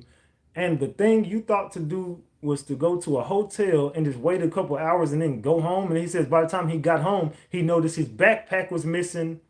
What was inside the backpack? $1,000 cash. Why'd you have $1,000 cash in your backpack? Because I used to keep 500 for the hotel rooms for the deposit, and I would keep 500 for the room itself because I used to be afraid of Diddy. What the fuck are you talking about? You kept I keep $1,000 on me because I want a $500 deposit and a $500 for the hotel room that I'm gonna get just in case I get into it with Diddy. Some of this shit don't sound believable. Some of this stuff don't sound believable. So he said his backpack was missing. I think he said he had like a watch, a laptop, and I can't remember what the fuck he said he had in it. He just said he had $1,000 cash and a couple of items. And they said he went to the hotel room because he was afraid to go home. He was afraid for his life. Diddy gave Cassie a black eye during the filming of Step Up 2, or was it Step Up 3? I can't remember. It was Step Up 2 or 3, whatever movie she was in. They said during the filming of that movie, Diddy gave her a black eye because he FaceTimed Cassie, and Cassie had a black eye. And then he said he never filed a police report out of fear of Diddy and what he might do if he found out that he went to the police on him. So he says, I never told the police nothing because I was afraid for my life. I was afraid of Diddy. Now it's going to come up later in the cross-examination. They said, how do you feel about Diddy right now? He said, I don't hate Diddy. No, it wasn't even during cross. They asked him the government asked him, how do you feel about Diddy? He said, I don't hate him. And then the woman said, why don't you hate Diddy? He said, it's just not in my heart. I don't hate anybody. They said, so are you and Diddy's? When's the last time you talked to Diddy? He said, I've talked to Diddy. I still reach out to Diddy. We still talk. Well, he said, not now, of course, but up until the point where he got arrested, I still kept in communication with Diddy. Why did you keep in constant contact with him? And your best friend is Cassie. This is the person who destroyed Cassie's life. This is the person who held everything over Cassie's head. This is the person who threatened her family, threatened to release these tapes. This is the person who is a complete monster, and you lived in fear of this man. And you kept in contact with him over the years, and Cassie is still your best friend today? I find that very weird because if I had a best friend and someone ruined my best friend's life and made them do things that were against their will and trafficked my best friend and beat the living crap out of my best friend, I would think once my best friend got away from this person, thank you, Lord, we're never speaking to that man ever again. I'm siding with my best friend. Why would you go to the abuser of your best friend? So they got proof that this man and Diddy, just like Capricorn Clark, after all the things she said about Diddy, up until 2023, they got proof that Capricorn Clark was still begging for Diddy's forgiveness. She still wanted to work for Diddy. She was trying to come back as his chief of staff. So all of these things that y'all are saying about Diddy, I'm not saying it's not true. I'm just saying I'm finding it hard to believe that some of you people are telling the truth based on, if this were true, you would think you would hit the ground running from this person. Thank God. Thank God I got away from this man and I lived to tell about it. So they definitely got him there with that too. So I'm just breaking this. I'm just really just going all over the place with my receipts, but it don't matter how I give it to y'all. I'm gonna give it to y'all, and we gonna get to these damn facts. Let's continue. Double tap the screen and get these likes up. Double tap the screen and get these likes up. So then yeah, he said that he beat her during the filming of that movie. He never filed a police report out of fear of Diddy and what he might do. So if you never went to the police on the man out of fear of him, and you thought that he was going to take you out the game if you told on him, but yet after it's all said and done, you still was friends with the man. I get it. Okay, let's say him and Cassie. Hold on. Him and Cassie would hide out in hotels because they were scared of Diddy. So he said that him and her used to get hotel rooms and hide from Diddy. Diddy would be blowing up Cassie's phone and asking her where she at. He would be calling saying, "Baby, come home." Sometimes he'd be calm. Sometimes he'd be irate. I'm not saying these things didn't happen. I'm just saying this is just it's just a wild story. So him and Cassie used to get in hotel rooms together and hide out because they were scared of Diddy. Cassie would pack X toys in a black duffel bag to go to hotels with Diddy. They would be gone for days at a time. And he said that Cassie used to come back. She would be so tired and exhausted. He said Cassie told him Diddy was mad at her because she didn't want to go to a freak off on her 29th birthday. Cassie, they got into an altercation on her 29th birthday, and Diddy forced her into a freak off. Cassie was telling Deontay that I don't want to go to this freak off. He's making me.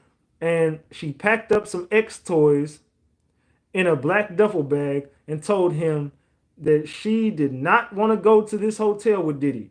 He never wanted to talk to the government in the first place.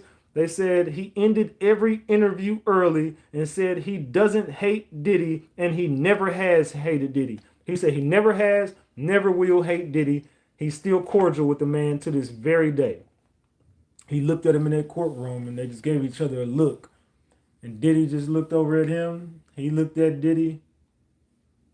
I think it just was what it was. I just think that the government definitely flipped this man and kind of got him to kind of corroborate Capricorn Clark and Cassie Ventura's story, along with a couple of other people who I see that this government is playing a real fucked up game. I think that this is what the government did. I think they went to Deontay and threatened him and told him, because Deontay said, I don't want to be here. I don't want to testify. They're making me. I don't want to but so I think that they went through phone records and they got this dude and they probably got a couple of messages and here and there, and they knew that he knew some shit, and they flipped him and told him, look, if you don't do this, you're going down with Diddy. We'll give you life too. And we're the feds. We'll definitely prosecute you. They said that this man went into meetings with a lawyer. And they also said that this man was going to sue Diddy. And this man wants money from Diddy. So this is another bitter ex-employee who saw Cassie get her come up and wants money from Diddy. And this is going to come out later when I give y'all these receipts. So then they do the cross-examination, and this was Donaldson. This is an African-American lawyer Diddy has. It's an African-American male. So he says, you met with the government several times and asked to leave early, correct? He said, yes. He says, you do not want to be here, do you? He says, no, I do not. They said that you hired a civil lawyer, although you said you did not want to sue Diddy. But they showed proof that he is likely to pursue for money anyway. He kept denying this, so he said, okay, let me show you this. Does this refresh your memory? Did you not say this? He said, I don't want to sue Diddy. He said, so you never said you were going to sue Diddy? No, I never said that. So you didn't hire a civil lawyer? I did, but it was to protect me. So you didn't tell the government you wanted to sue Diddy. They keep going back to this and they keep showing him messages that he was showing, and they basically got to the point where it never came out. He never admitted it, but they kind of just moved on from it. But in everything that the Donaldson was saying, he basically said, "Dude, you definitely want money from Diddy. You definitely are pursuing a civil lawsuit. You definitely are doing this because they basically gave you a deal. So your story is flipping, and you're doing this because you got a deal from the feds, and also you're gonna sue them. You're definitely pursuing a civil lawsuit from Diddy. You want money, bro. This is about money. And what did the defense say going into this? This is a story of love, jealousy, and money. And throughout this period, they have been proven that this is a case of love, this is a case of jealousy, and this is a case of money.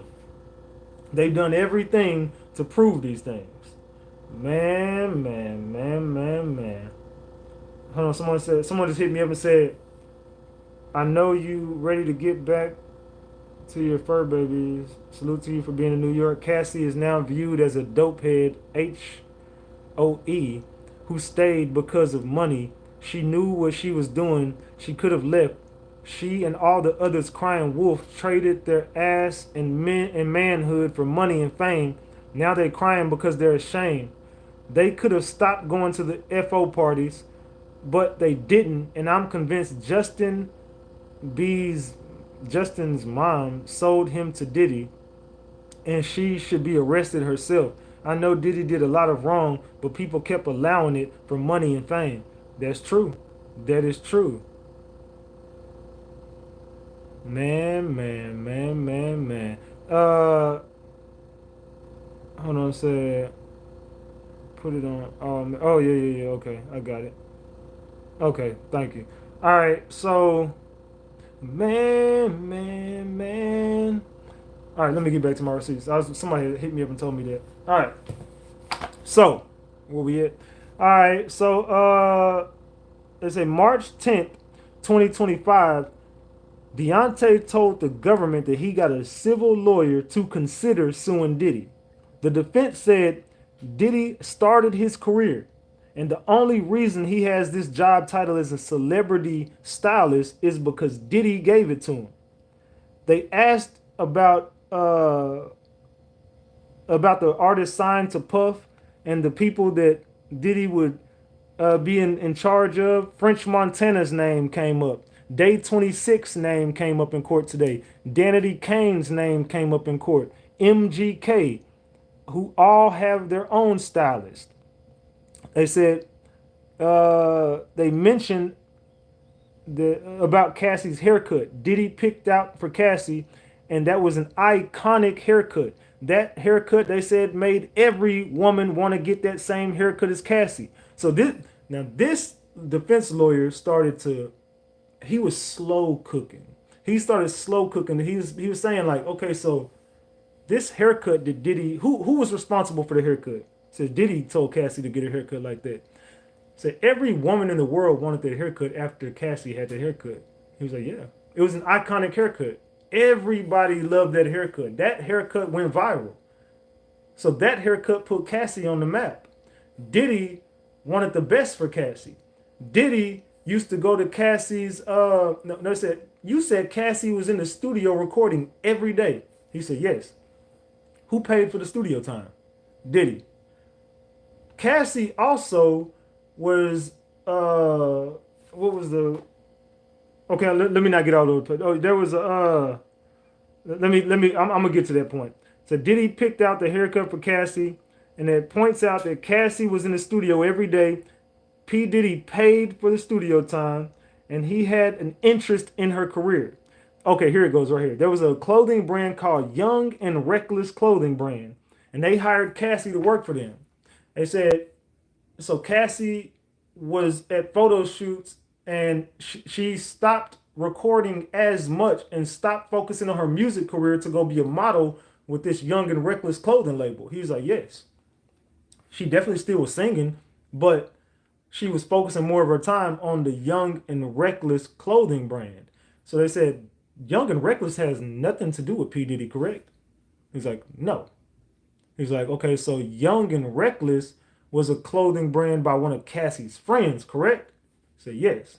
I said, Cassie got money from doing these things, correct? I said, yes. I said, did Diddy ever sign off on any of these things that she was doing? I said, yeah, Diddy had the ultimate say so and everything. So he's like, okay, so Diddy ultimately decided that Cassie could go off and make her own money without his company, correct? He said, I wouldn't say that. He's like, well, is Diddy tied to Young and Reckless in any way, shape, form, or fashion? No. So Cassie was able by Diddy saying, okay, you and this is where I know that they were going to. Diddy had his own clothing brand, Sean John. If Diddy was controlling her, why wasn't she just a model for Sean John and he didn't keep her under his umbrella? So you telling me he let her out of the grasp of this criminal organization and this X trafficking, and she was able to go make her own money? She was able to go be independent. She was able to go do her own thing with her friends. She was able to get out of the grasps of this man and go off and make her own money. So Diddy let her off the leash, to say, and Diddy let her go off and go be free and do what she wanted to do. This is what she wanted to do, right? She wanted to go work with her friends. Yeah. So Diddy let her go work with her friends and make her own money. And this had Diddy don't got no, he has no business dealings. So Diddy's not making any money off this. This ain't in the interest of Diddy. This was in the interest of Cassie, the artist that he was building up. Correct? Because to me, it sounds like Diddy did everything in his power to make Cassie a superstar, but Cassie wanted to be Cassie at a certain point. This is what I'm getting from it. This is my opinion. You can get mad. This is up to you. But in my opinion, I'm not saying Diddy didn't do the things that, you know what I'm saying, as far as beating her. We know that. So I'm not speaking on the domestic violence. I'm speaking on the criminal organization aspect and the trafficking aspect of this. So if it seems like Diddy was telling her stop doing drugs, he stopped her from doing drugs or tried to. He's told the dealers don't sell to her. He tried to control her as far as, look, you're doing too much drugs. I need you to. I have a brand. I am going to be a billionaire. You are out here loose. You're gonna fuck up everything. You need to stop. So a lot of these arguments sound like they were happening because Cassie couldn't stop doing the things that Diddy didn't want her to do. So yeah, he's controlling her to get back on top. Diddy's on top at this point. Diddy is an icon. Cassie, he stopped with a lot of his artists to build Cassie up at a certain point. Diddy is telling Cassie, I need you to focus. I need you to stop doing this. Now we're gonna go have our fun and do our freak offs and stuff. But look, you got to get back on the ball game. Okay, you don't want to sing. You want to go be a model? Go be a model. You want to go do movies? Go do movies. You want to go to this movie premiere? Go to this movie premiere. You want to go here? Go. I'm out doing my own thing. But it sounds like Cassie got mad that he let her off the leash and brought in other females to do what Cassie wanted to do, and that was be his girlfriend. Salute to Paul for gifting that membership to Danielle. Salute to both of y'all. So it sounds like, and double tap the screen and give me the 700 likes, y'all. Can y'all double tap the screen and give me the 700 likes? So it sounds like Diddy was building Cassie up and Cassie didn't want it. That's what it sounds like. So let's get back to these receipts. Where was I at? So the Young and Reckless clothing brand, Cassie used to work for this company. Cassie was off making her own money, then stepped away from Bad Boy to go make money with her friend, and Diddy approved it. The stylist says that he also styled for Lil' Kim, Cassie, and Mace on the 2016 tour. He styled for those artists, and Cassie dropped a mixtape. Diddy got Meek Mill to be on this mixtape. Diddy got French Montana to be on this mixtape. Diddy got Jeremiah to be on this mixtape. Diddy got Fabulous to be on this mixtape. Diddy got Pusha T to be on this mixtape. Diddy got Wiz Khalifa to be on this mixtape. Diddy got Rick Ross to be on this mixtape. Diddy got Too Short to be on this mixtape. Everybody was on this Cassie mixtape. So it sounds like Diddy was trying to force Cassie to be the next big star of Bad Boy. He put her in every position to take over and go to the top. He put Lil Wayne in the studio with her. Uh, Nicki Minaj in the studio with her. He sent her off on tours. He sent her off to go link up with Drake, everybody in the industry to make Cassie a household name. And these all are facts that were coming out in court. He has spoken to Cassie before, during, and after her testimony. He met with the feds and left one time because he was too high, and the feds sent him home. This dude was smoking. They said, "Do you still smoke marijuana?" He said, "Yes." They said, "You went to a meeting one time with the feds and you had to leave early because they told you they need you to have a clear mind and you were too high." He was like, "Yes, I definitely was high, and they sent me home." And then they said, did you ever see Diddy's security commit any acts of violence? Have you was around from 2009 to 2018 closely with Diddy and Cassie every day. You would speak to Cassie every day. You would see Sean Combs very frequently, and you knew everybody that worked for him. Did you ever witness any of these people commit any acts of violence towards anybody? He said no. He said, have you ever witnessed any of Diddy's security or any of Diddy's staff sell drugs or bring drugs to Cassie or anyone? But specifically Cassie. No. So you never witnessed anybody be violent towards anybody, but you did witness these people tell Diddy he needs to stop. You did witness these people control Diddy. You did witness these people have your back on multiple occasions, because multiple occasions Diddy tried to put his hands on you, correct? He said yes. And multiple occasions when Diddy tried to put his hands on you, these people stopped Diddy from touching you, correct? And told Diddy to leave you the fuck alone, correct? Yes. So this is a criminal organization who Diddy doesn't have control of. So Diddy had no control over his criminal organization, and you never witnessed his organization do any criminal acts, correct? I never witnessed anybody do anything.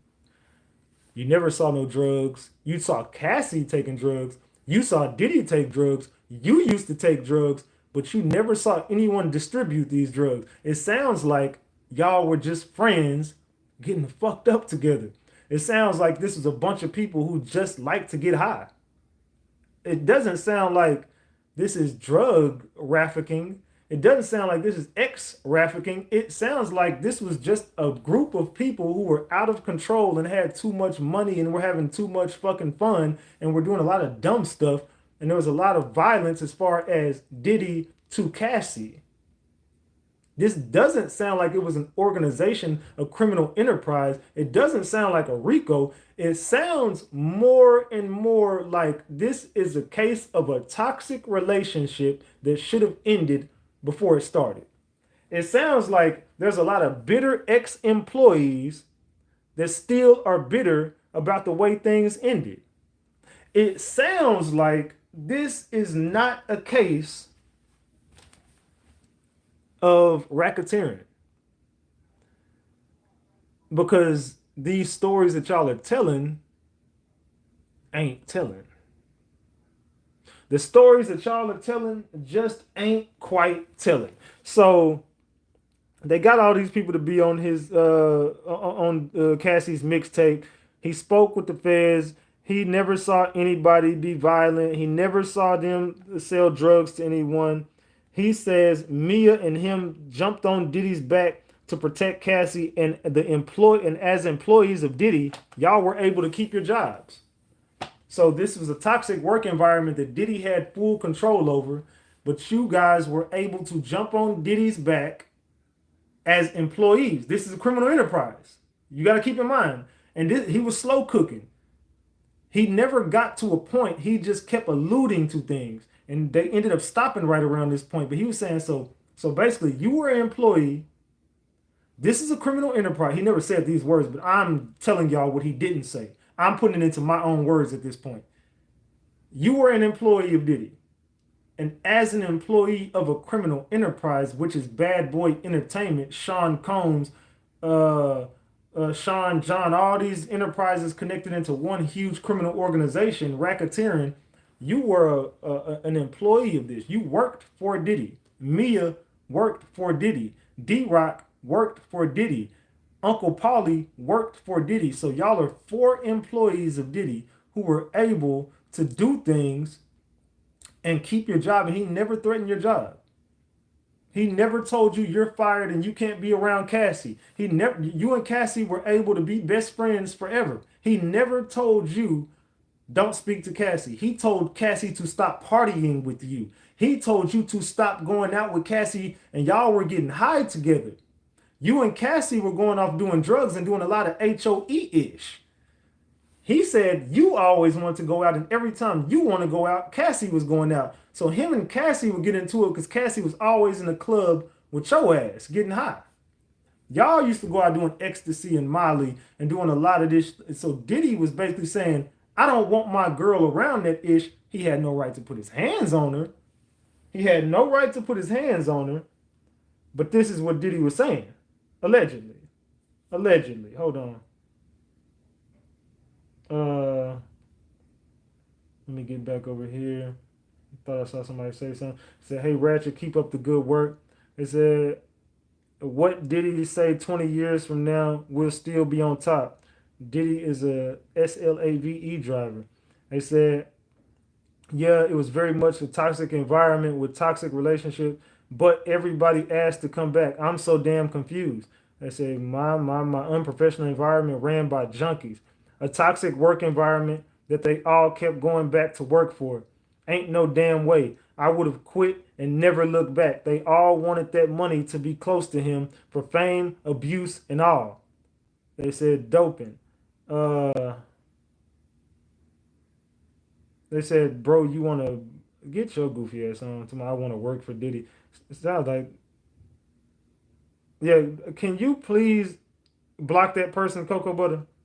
I'm tired of his comments being deleted. Can y'all please block that dude? Please. Get him the fuck up out of here. And stop letting these comments slip. I told you, any of that trolling shit, get that person up out of here.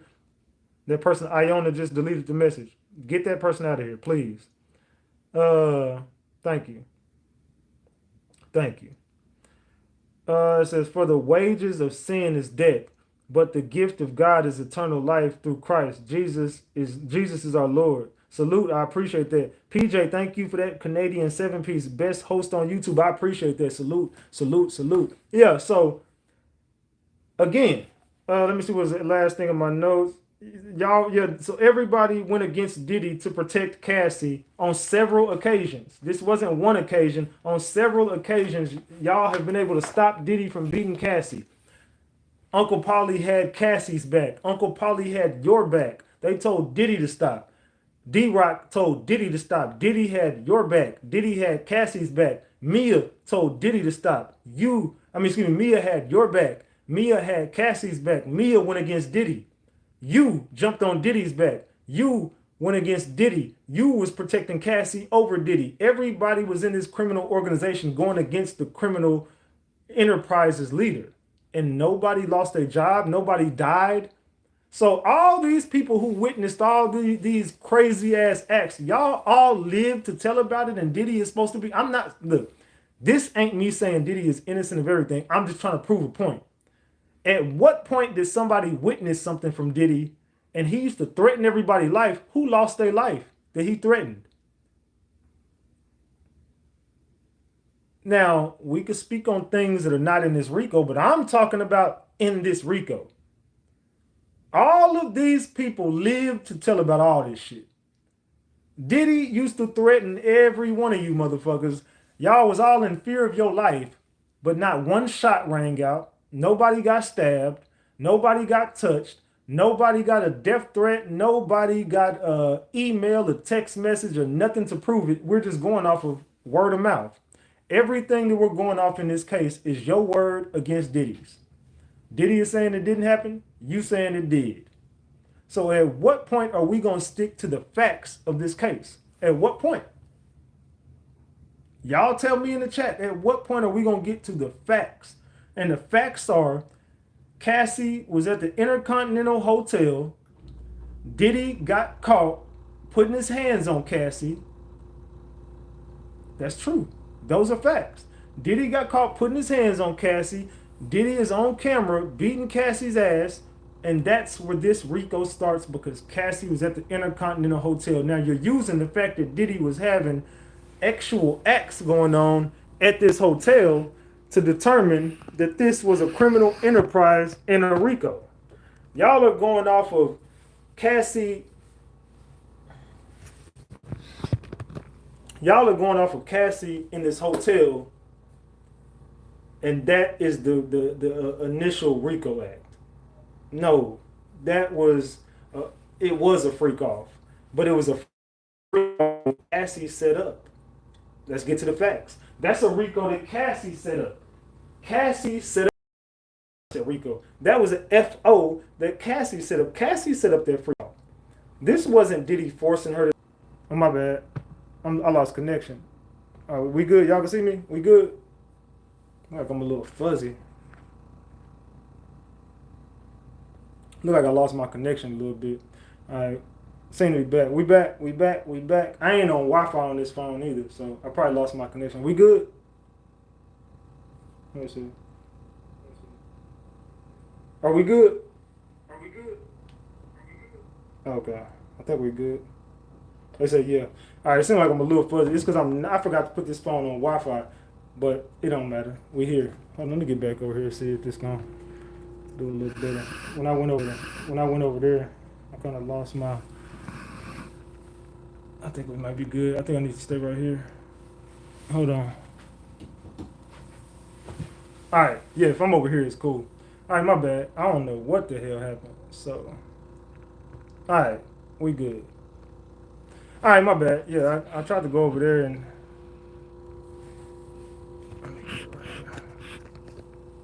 All right, my bad. All right, so anyway, okay, I guess I can't go over there and take my damn phone over there. When I took it over there, I lost my damn connection. So, again, this ain't a RICO, fam. And I've been doing everything in my power to prove that this ain't a RICO. They got a weak case. And if I'm looking at the jury's body language, because I looked at every juror in their eye today. Now, there is a few people who look like they ain't going for this stuff, but there was also a few people who kind of, I don't see. There's quite a few black jurors on that jury panel. Keep that in mind. These people live in New York. Diddy is well respected, and I made a point to tell y'all there's women and men who do respect Diddy. There are some people who hate Diddy, but you got to think about this. It's not up to me. It's not up to you. It's not up to nobody out here. It's not up to the judge. It's not up to the prosecution. It's not up to the defense. This is up to the jury. You have to prove this to a jury. So if I'm not convinced and you're not convinced, all it takes is one juror not to be convinced. And I don't think that the jury is going to be able to convince a juror anything other than what they're seeing and what they're hearing. So if you're not convinced that this is a RICO, I doubt very seriously that everybody is convinced that this is a RICO. I don't think everybody knows that this is a RICO. Not every juror on that panel is going to be like, yeah, Diddy's guilty. Not everybody. It might be a few of them, but not everybody is going to say Diddy's guilty. So in my opinion, based on what I have observed in the courtroom with my own eyes, because I'm in the courtroom with these people. I see Diddy. I see his defense team. I see the prosecution, and I see their team. I see the judge. I see the jury. I see the family. I see everybody. I see the media. I see everybody in the courtroom. I'm watching everybody's body language. My opinion is that this ends in a hung jury. My opinion is that this ends in a mistrial. But you still got this. It might end and Diddy might get life. They might hang his ass. We don't know. I'm just going off my opinion. I don't think Diddy goes down for it. Not for the RICO. But you might be able to convince these people, damn boy, Minnesota getting their ass whooped. It's fourth quarter. Yeah, so you might be able to convince these people. You might not. We don't know how this is going to shape up, but in my opinion, I don't see a RICO. In my opinion, I don't think that if you haven't convinced these jurors now, I don't think you're going to convince them in 2 weeks. They say, you're sticking with your take. I'm not convinced. They said, ain't even, and even if they appeal it, I think the appeal will go through, in my opinion. I feel the same way. They said, the glove don't fit, you must acquit. Diddy is a freak monster, but RICO is not what he should be charged with. They said, this definitely isn't a RICO guilty of domestic violence. They said Cassie made it a big deal. This is not a RICO. Somewhere in the back of his girl's mind, after hearing all of this, did he really off our mommy? Because I know I took. No, I don't think that them kids think anything like that. There is nothing compelling against Diddy right now in regards to a RICO, but they may use him as the scapegoat. Exactly.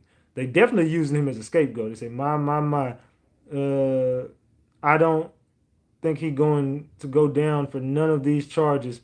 He is on trial for domestic violence. They say mistrial in the feds means retrial. Diddy needs a not guilty. They can retry it, but in a retrial, I think you definitely lose. If you get a mistrial, you're not gonna win in a retrial. So and then the fact that y'all are holding him hostage there.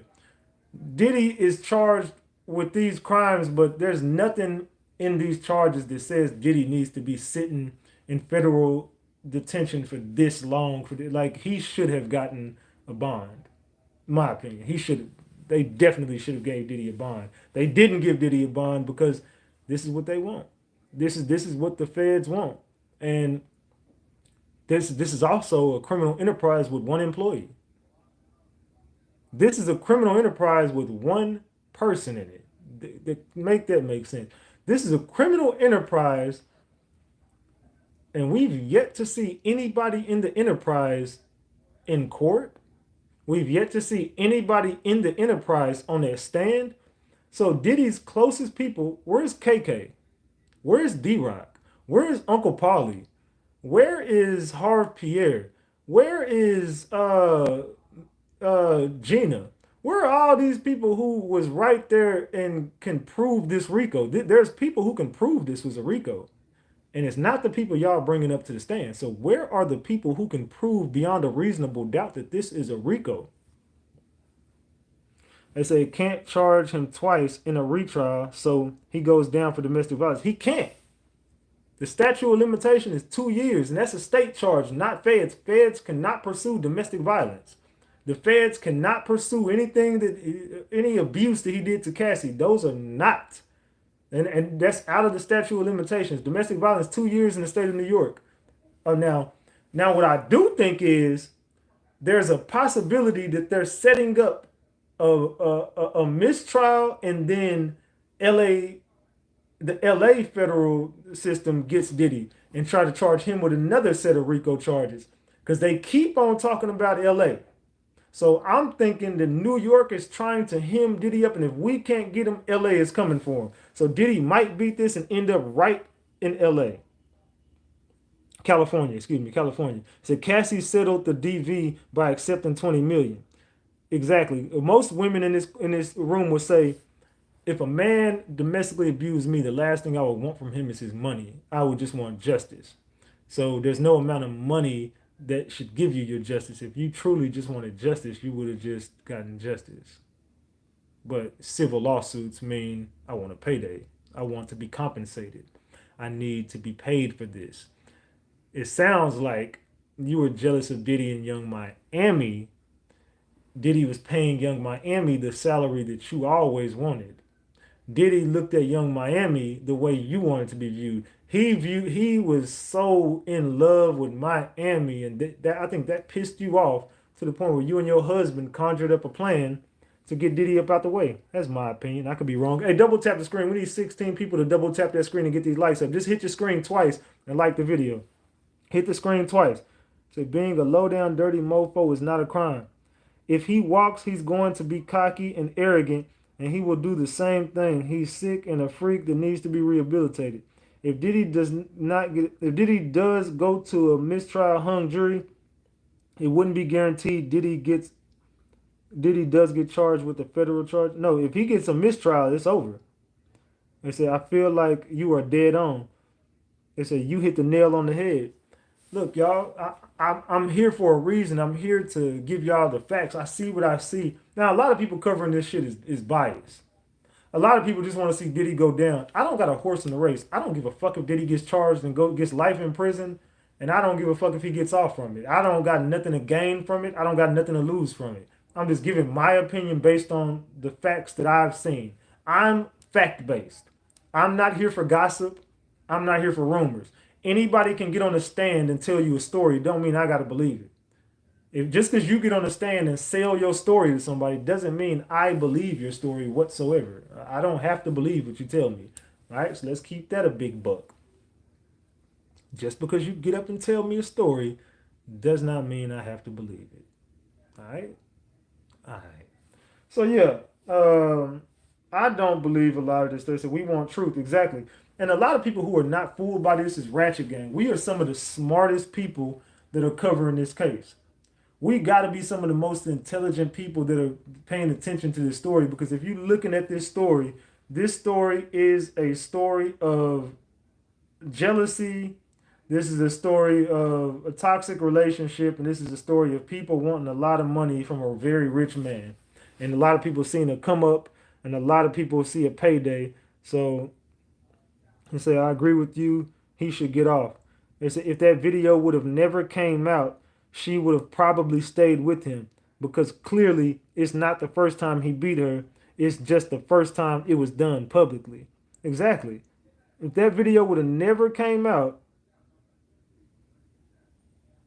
uh, if that video would have never came out, then it probably wouldn't have.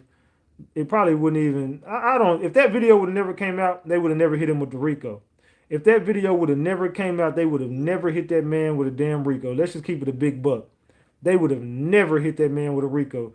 I believe these RICO charges all came because Diddy got caught up in the act of domestic violence. So you use the act of domestic violence to look like someone was being forced against their will, which now you can go into an X trafficking. Now you can get into racketeering because he was paying for ex workers to do things in different places. This is just a freaky ass dude who has an X addiction and needs to be rehabilitated, and he needs to stop putting his hands on people. Sounds like this person just really needs some help and should have been incarcerated for the violent things that they did towards Cassie and other people versus the freak offs and the things that you're trying to tie into a racketeering and criminal organization, criminal enterprise, and it's just not sticking. It's everything in this case is so easy. The prosecutors began cutting witnesses not out of weakness, but because they believe the existing evidence has already been established guilt beyond a reasonable doubt. I feel sorry for the girls on the streets going through this with pimps. They said the fact that he transported people across state lines is why it's a federal RICO. Yeah, but that wasn't done against nobody's will. You can't prove that he told one of these ex-workers, you better do this or else. Diddy was not even contacting these people. Cassie was. But she's saying she was forced to do it. But you can prove a lot of shit, but you can't prove that he forced you. You can't provide me any evidence that says Diddy definitely he definitely forced people. I don't see that. I don't see the force and coercion. I don't see it. By your testimony, it's compelling enough that some people will believe that this is true. I just don't see the facts that back up the evidence that you're the only evidence you're presenting me is your mouth. And people, I listen to people lie every motherfucking day, and people get on that stand and lie. People will lie, lie until they can't lie no more. So do I believe this shit? I believe that a lot of this stuff is true, but I just don't believe this is a criminal enterprise and racketeering and X trafficking. I don't believe the RICO. I believe that Diddy is a violent person. I believe Diddy definitely had a domestic violence issue. I think Diddy is a freak beyond. That's just beyond freak. Diddy is a nasty dude. He a sick dude. He needs some help. But I'm not judging him based on that as far as he needs to be locked up for the thing. If he needs to be locked up, you need to retry him for a lot of other shit. Go bring up Kim Porter, Biggie, Tupac. Go do your due diligence and really bring some facts into this.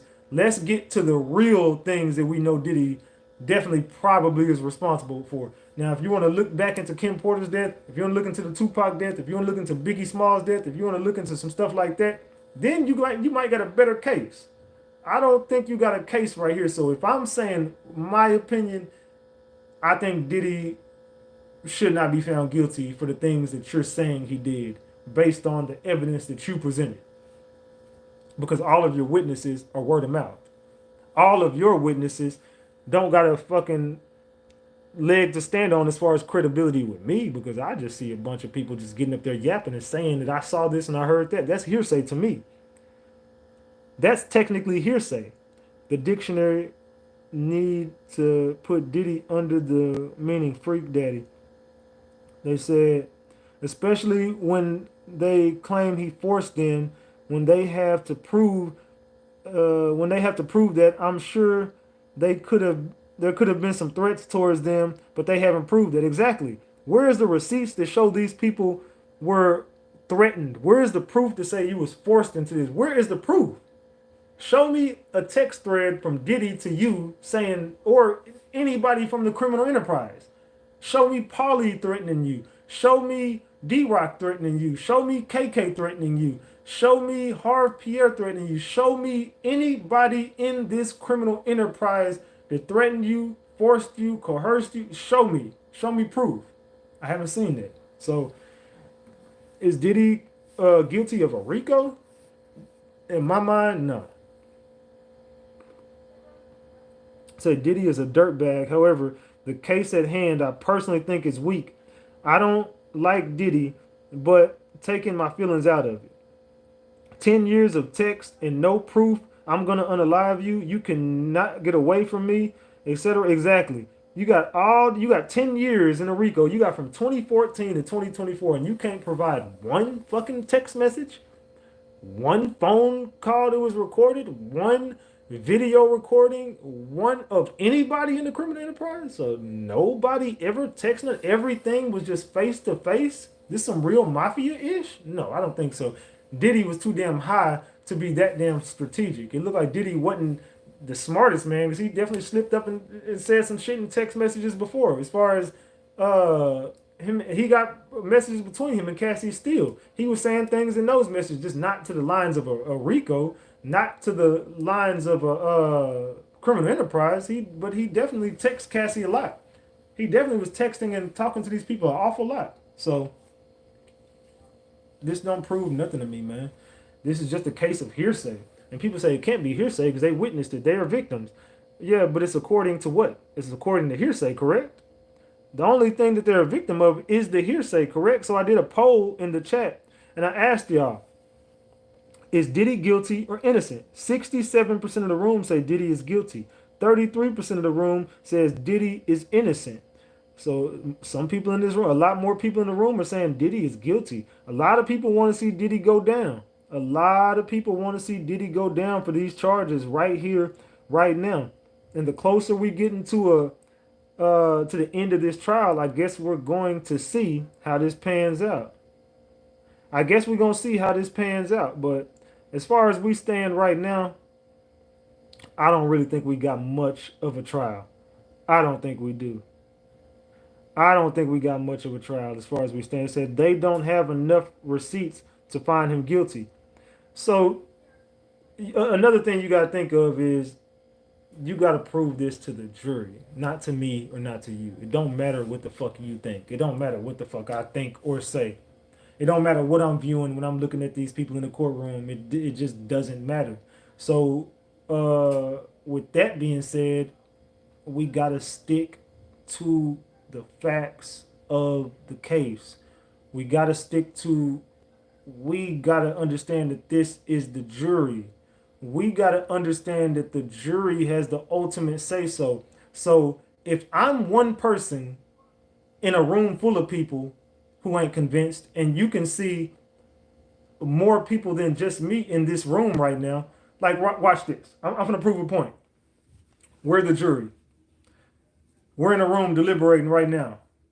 And I'm going to tell everybody, okay, I'm just going to take the lead in this and say, because I'm the only person talking, I'm the only person y'all can hear. So I'm the person in the room that says, okay, everybody right now, if you think Diddy is guilty, drop the gems.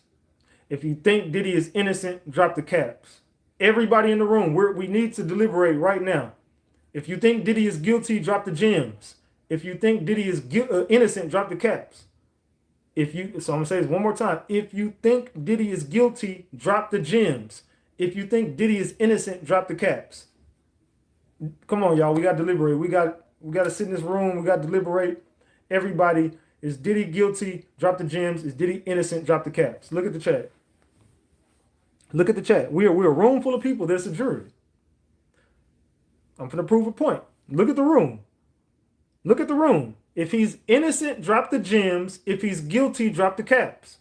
If Diddy is innocent, drop the gems. If Diddy is guilty, drop the caps. Look at the chat. Look at the chat right now, y'all. Say, don't forget about the mule. Oh yeah. But he ain't testifying, I don't think. Look at the chat. So if we were a jury, and at this point in time, we are still not convinced that Diddy is guilty, it don't matter if it was just one person dropping the caps in here. That's all it takes is one person. So we're a room full of people who are not convinced. So just imagine what's going to go on in that room. If there's nothing that no one can say in this room that can convince me that Diddy's guilty of the things that they're saying he's guilty of. There's nothing. I don't care. We could sit here and talk for 18 hours. We could talk for 20 days.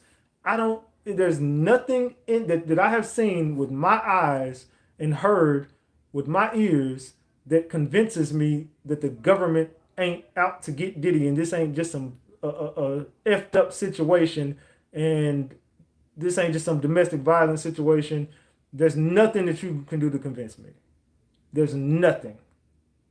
I think that everybody who dropped the caps, there ain't nothing you can do to convince them. I think everybody who dropped the gems, there's nothing you can do to convince them otherwise. I think everybody is stuck on what they're stuck on, and I don't think that no one's mind is going to change. You got a room full of people who have mixed emotions, mixed feelings, and mixed results as far as is he guilty or innocent.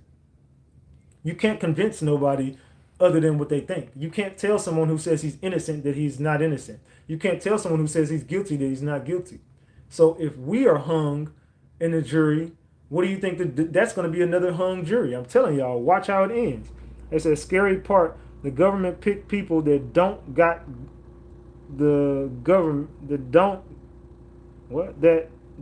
government would lie to them. Street people know when they are being played. Exactly. They got a bunch of naive, gullible ass green losers to go up on that damn stand and do all that. That's what they got. They got the weakest people that they can get to break them.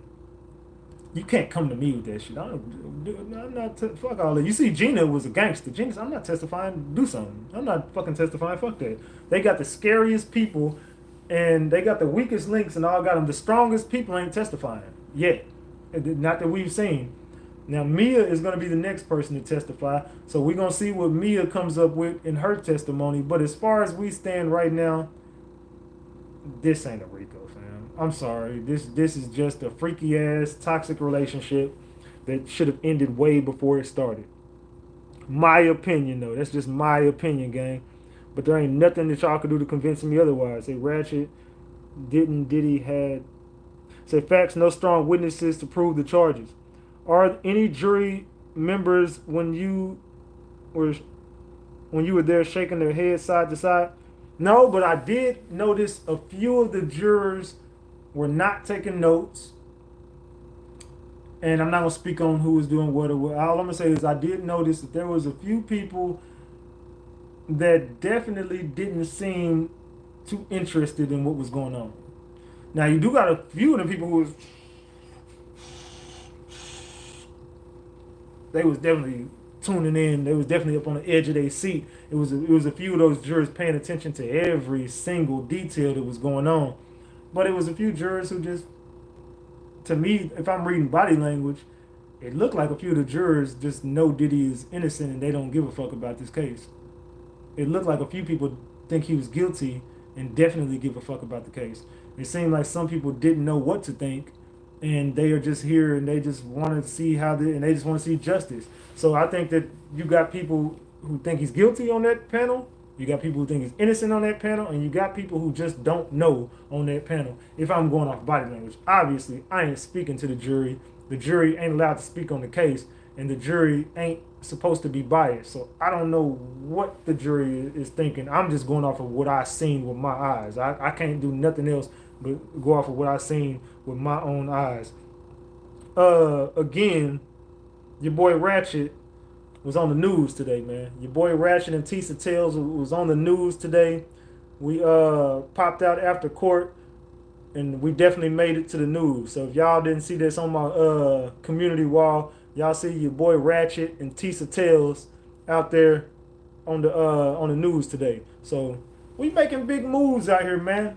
Your boy Big Ratchet been shaking hands with the right people. Again, if you missed earlier, I did speak to Justin Combs and I did speak to Christian Combs today.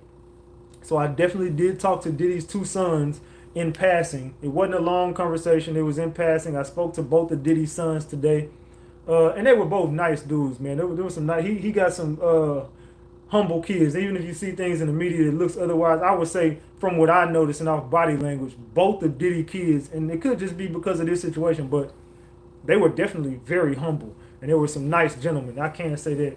And there wasn't no rude interaction. I'm not.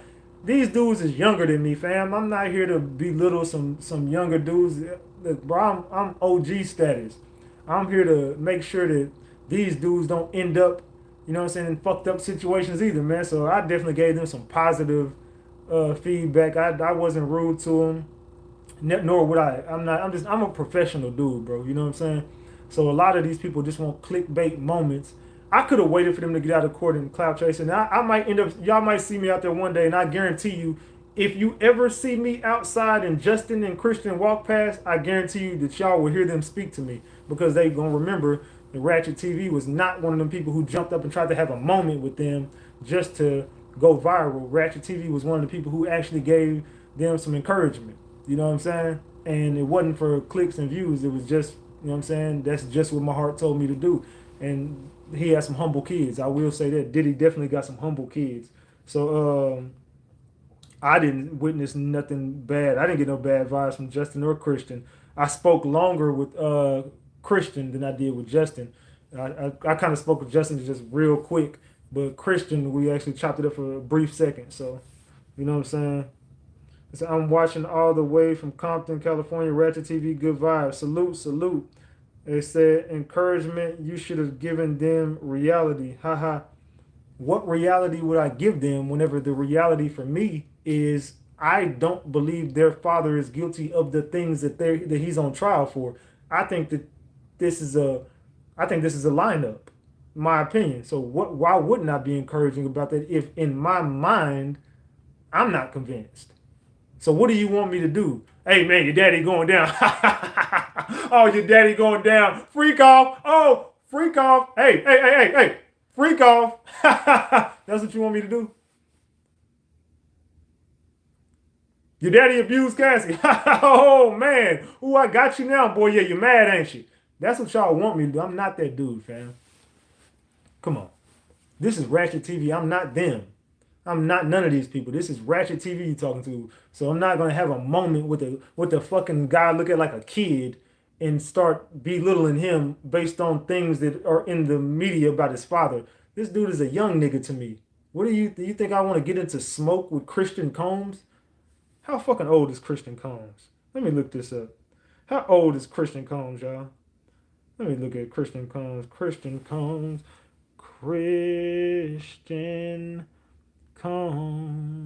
Age. He's 27 years old, fam. That dude 27 years old. You want me to, he a grown ass man, but you want me to get into it with Christian Combs. What points would I gain off of that? Like, really, what points would y'all would get? I think everybody in this crowd that will see me go to court and try to have a viral moment by getting into an argument with Christian Combs just because I want to go viral. And this has nothing to do with nothing going on. Christian Combs ain't on trial. Christian Combs has nothing to do with this RICO. His name ain't even came up and nothing has to do with shit. So you want me to get up there and just have a viral moment with Christian Combs and Justin Combs for what? What points would I gain from that with y'all? Ratchet Gang, if I go do that tomorrow in court and I go viral for getting into an argument with Christian Combs, how would y'all view me? They said they messy. They said first case I heard getting prosecuted over free calls, Cassie could have been left. Exactly. They said, was my man Quincy there? Quincy ain't even alive no more. Oh, you talking about Quincy, the son. Oh, yeah. Oh, no, I think it's on Quincy Jones. Yeah, Quincy was there. All of his sons was there. The daughters were not there, but all of the sons were there. His 3 kids was there, and Janice was there. I saw Janice Combs. I saw his cousins. There was a female sitting next to Janice. I couldn't make out who she was, but I saw a lot of Diddy family members. I think he had some cousins, uncles in there. His mom was there. His sons was there. It was a few of his family there. He had maybe 10 people show up from his family. He said, like talking crazy to a kid, shaking my head. We too old. My baby is about that age. Exactly. Ratchet ain't gonna be looking at me crazy and say, like, Ratchet, I got kids that damn age. Chill out. Now, you've seen me argue with young people on my channel before, but those people are people who are gangsters. Those are people who are unaliving in my city. When you see me get into it, one of these little YNs, those are unalivers. Those are people who are out here fucking up the community. Those are people I want off the streets. Justin ain't did shit to me. Christian ain't did shit to me. Now, they got their own allegations as far as some other shit going on now. They in court. May justice be served. But I don't think that they're under any prosecution. I don't think that nothing is going on in their lives to where they're about to go to jail for anything. So I don't got no reason to go at Christian, Quincy, Justin. I don't got no reason to go at Diddy mama. Even if we can accuse her of being a part of some old freak-offs with Diddy and shit, it's still not my place to get into it with Diddy mama. I'm not here to get into it with Diddy mama. I'm not here to get into it with Diddy's kids. I'm not here to get into it with Diddy's family. I'm not here to get into it with the prosecution. I'm here to work.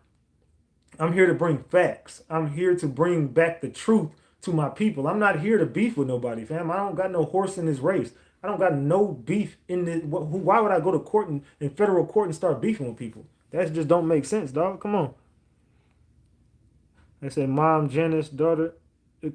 How old is it? It could have been. I don't know. They said Gene Deal gripped the dude up when he got out of the elevator. Allegedly, that's the same dude that was getting into it with Tisa. Yeah, that's the same dude I got into it with. But yeah, I heard he got hands put on his ass. They said Gene Deal knocked his ass out. That's what I heard. Said Gene Deal put hands on that dude and knocked his ass out. They said they got you confused with him, the dude that looked like academics interviewed. I don't know, man. They got me confused with somebody else, man. I don't know why y'all be getting me confused with anybody, because I'm fucking big Ratchet.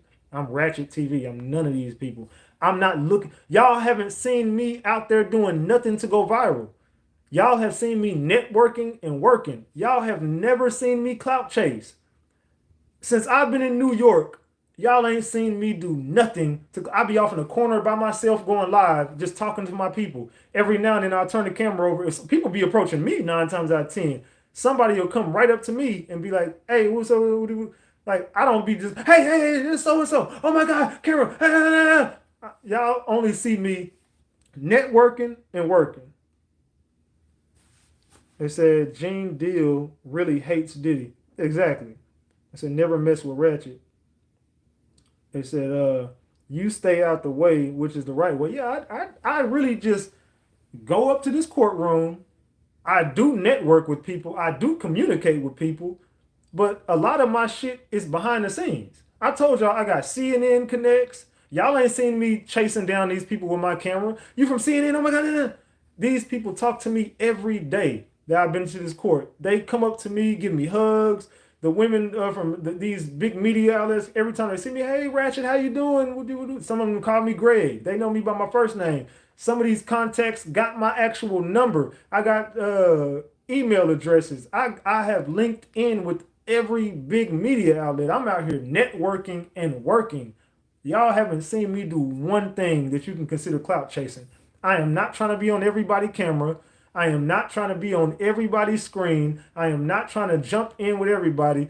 I don't do that. I don't. So it's just, I'm not here for that, bro. Let's say, fun fact, Capricorn Clark got caught in 3 lies. Capricorn Clark got caught in more than 3 lies, in my opinion. I think Capricorn Clark got caught in several goddamn lies. I think Capricorn Clark was a liar on that damn stand, period. I think that Capricorn Clark, a lot of that testimony should have been thrown out. That's just my opinion. But what the fuck do I know? I don't know nothing, man. I'm just little small Ratchettv. I don't know nothing. I don't know nothing. Someone said the feds are pulling back because they probably already see it's not going the way they thought it would, and may be guilty. He may be guilty, but they can't prove it. My gut might say that he is guilty, but the facts and the burden of proof is just not there. So if I was on the jury, I would have said he's not guilty. Exactly. Exactly. If I was on the jury right now, I can't convict him of this. Not of this. That's just my mind. I can't say he's guilty of what you're saying. I can't, I couldn't prosecute him for the things that y'all saying he did, not me. So with me, I mean, I'm not on the jury though, so it really don't matter what I think. But just my opinion, I don't think that Diddy is guilty of a damn RICO. I don't. But like I said, this ain't for me. This ain't for me to go. This is for the jury, not for us. So yeah, I definitely will be back up in a couple of hours to get back up into that courtroom. So yeah, like I said, man, we gonna be covering this case every step of the way. And ain't nothing we gonna do that's gonna stop us from covering this damn case. We gonna continue to cover this case every day, and we gonna get all of the facts out. And I ain't gonna stop until every single fact comes out. I'm not gonna stop until every single fact comes out in this case. And the fact still remains to me that I haven't seen a RICO, and I haven't seen racketeering, and I haven't seen X trafficking. I haven't seen it. Maybe y'all see it, but I don't. And if I don't see it, I know that there's somebody else out there who doesn't see it either. Let that sink in, man. Let that sink into your brains. If I don't see it, there's obviously, and you don't see it, and they don't see it, there's obviously somebody out there in that jury who doesn't see it. So, is Diddy going down for a RICO? That's to be determined, man. I don't see him going down just yet. Now, maybe they come with a very compelling witness. Maybe Mia tomorrow will get up there and tell something different. But they said Mia is going to be up there all day tomorrow. And they got another one that's going to go into Friday. So there's looking like they might have a possible 2 witnesses for the next 2 days. Thursday is going to be Deontay is going to finish off. And I think Deontay will be done by the first break. And I think by lunchtime, they're going to have Mia up there. And Mia is going to go into Friday. And then Friday, they're going to finish with Mia and bring another witness who's going to finish out the weekend. So that's what they said in court today. That Mia is going to take up the rest of tomorrow with Deontay. So Mia and Deontay will take up the rest of tomorrow. And then I can't remember. I have to think about it tomorrow. I didn't write that down. I didn't write down the end of court. They mentioned the name. I can't remember the name. I want to say it was a Hispanic name, but I can't remember who it was. But they said that person, and I believe it was a he will finish off and go into the weekend. And then Monday we'll start off fresh with something else. But yeah, Mia will be there tomorrow. Mia is an ex-employee of Diddy as well. So Mia is going to be testifying tomorrow. Deontay Nash is going to finish up his testimony, which Deontay was a very good witness. I ain't going to lie. They didn't catch him up too much, but they still slow roasting him. So I'm really anxious to see how the defense shake things up with him tomorrow. I really want to see what the defense does with him tomorrow. So it should be very, very interesting to see. But yeah, to be determined, guys. To be determined. I'm still ready. I'm ready. Are y'all ready to see what goes on tomorrow? Let me know in the chat. But as far as that goes, yeah, Ratchet Gang.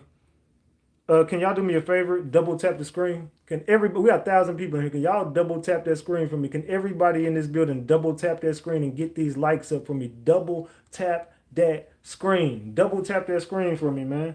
Get those likes up. Get those damn likes up for me. Yeah, they OKC went to the finals, y'all. I just seen it. OKC has went to the damn finals. I believe it's gonna be OKC in Indiana, and yeah, it should be a good finals, man. Yeah, that should be a good final. These conference finals ain't been good at all, but it look like the Knicks gonna lose tomorrow. But yeah, it's a good job, Rich. I appreciate you, man. I'm trying my hardest out here, man, to get all the content for y'all. I'm trying my hardest to help y'all understand the facts in this case. Now, we was doing a good job of me just sitting there on my camera with y'all and going through the tweets and going through but I just said something in me said this ain't gonna cut it. We got to get out there to New York. I have to go out there. This is something I mean, I wanted to do it, but it was like, it ain't that I want to do it. It's that I feel like I have to. I feel like I had to get up and go to New York. There was no other way than for me to get up here and get on a plane, get to New York, get to this courtroom and I told you I was going to get inside the courtroom with Diddy. I told y'all I was going to get in there. I was going to get eye contact with Diddy. I told y'all what I was going to do. Every time I tell y'all I'm going to do something, I do it. So I definitely got in that courtroom. I definitely saw Diddy. We definitely made eye contact. I spoke with Diddy's family. I've been meeting with every media outlet, and I'm going to get y'all some more street interviews. Today it was raining after court, and we got out of court. I didn't leave there till about 4:30. So I was so fucking tired and hungry by that time. I had to get the fuck to my hotel room, give me something to eat, and I passed out for a couple hours. So, yeah. With that being said, Ratchet Gang, this your boy Big Ratchet. That's Ratchet Gang, and this is Ratchettv. I gotta get up in a couple hours, so I'm about to get the hell up off here, and I'm finna get me some dinner, and I'm fixing to take my butt to bed here in a minute. So with that being said, I love y'all, gang. I will see y'all in the morning. I will do more content in the morning. I will do my daily upload. I won't go live early in the morning, but I probably will not probably. I will do like an upload on my TikTok, Instagram, Facebook, and YouTube to give y'all a brief update of the morning festivities, what's going on outside the courtroom or whatever. So I'll see y'all in a couple hours, man. It's your boy Big Ratchet. That's Ratchet Gang. And this is Ratchettv.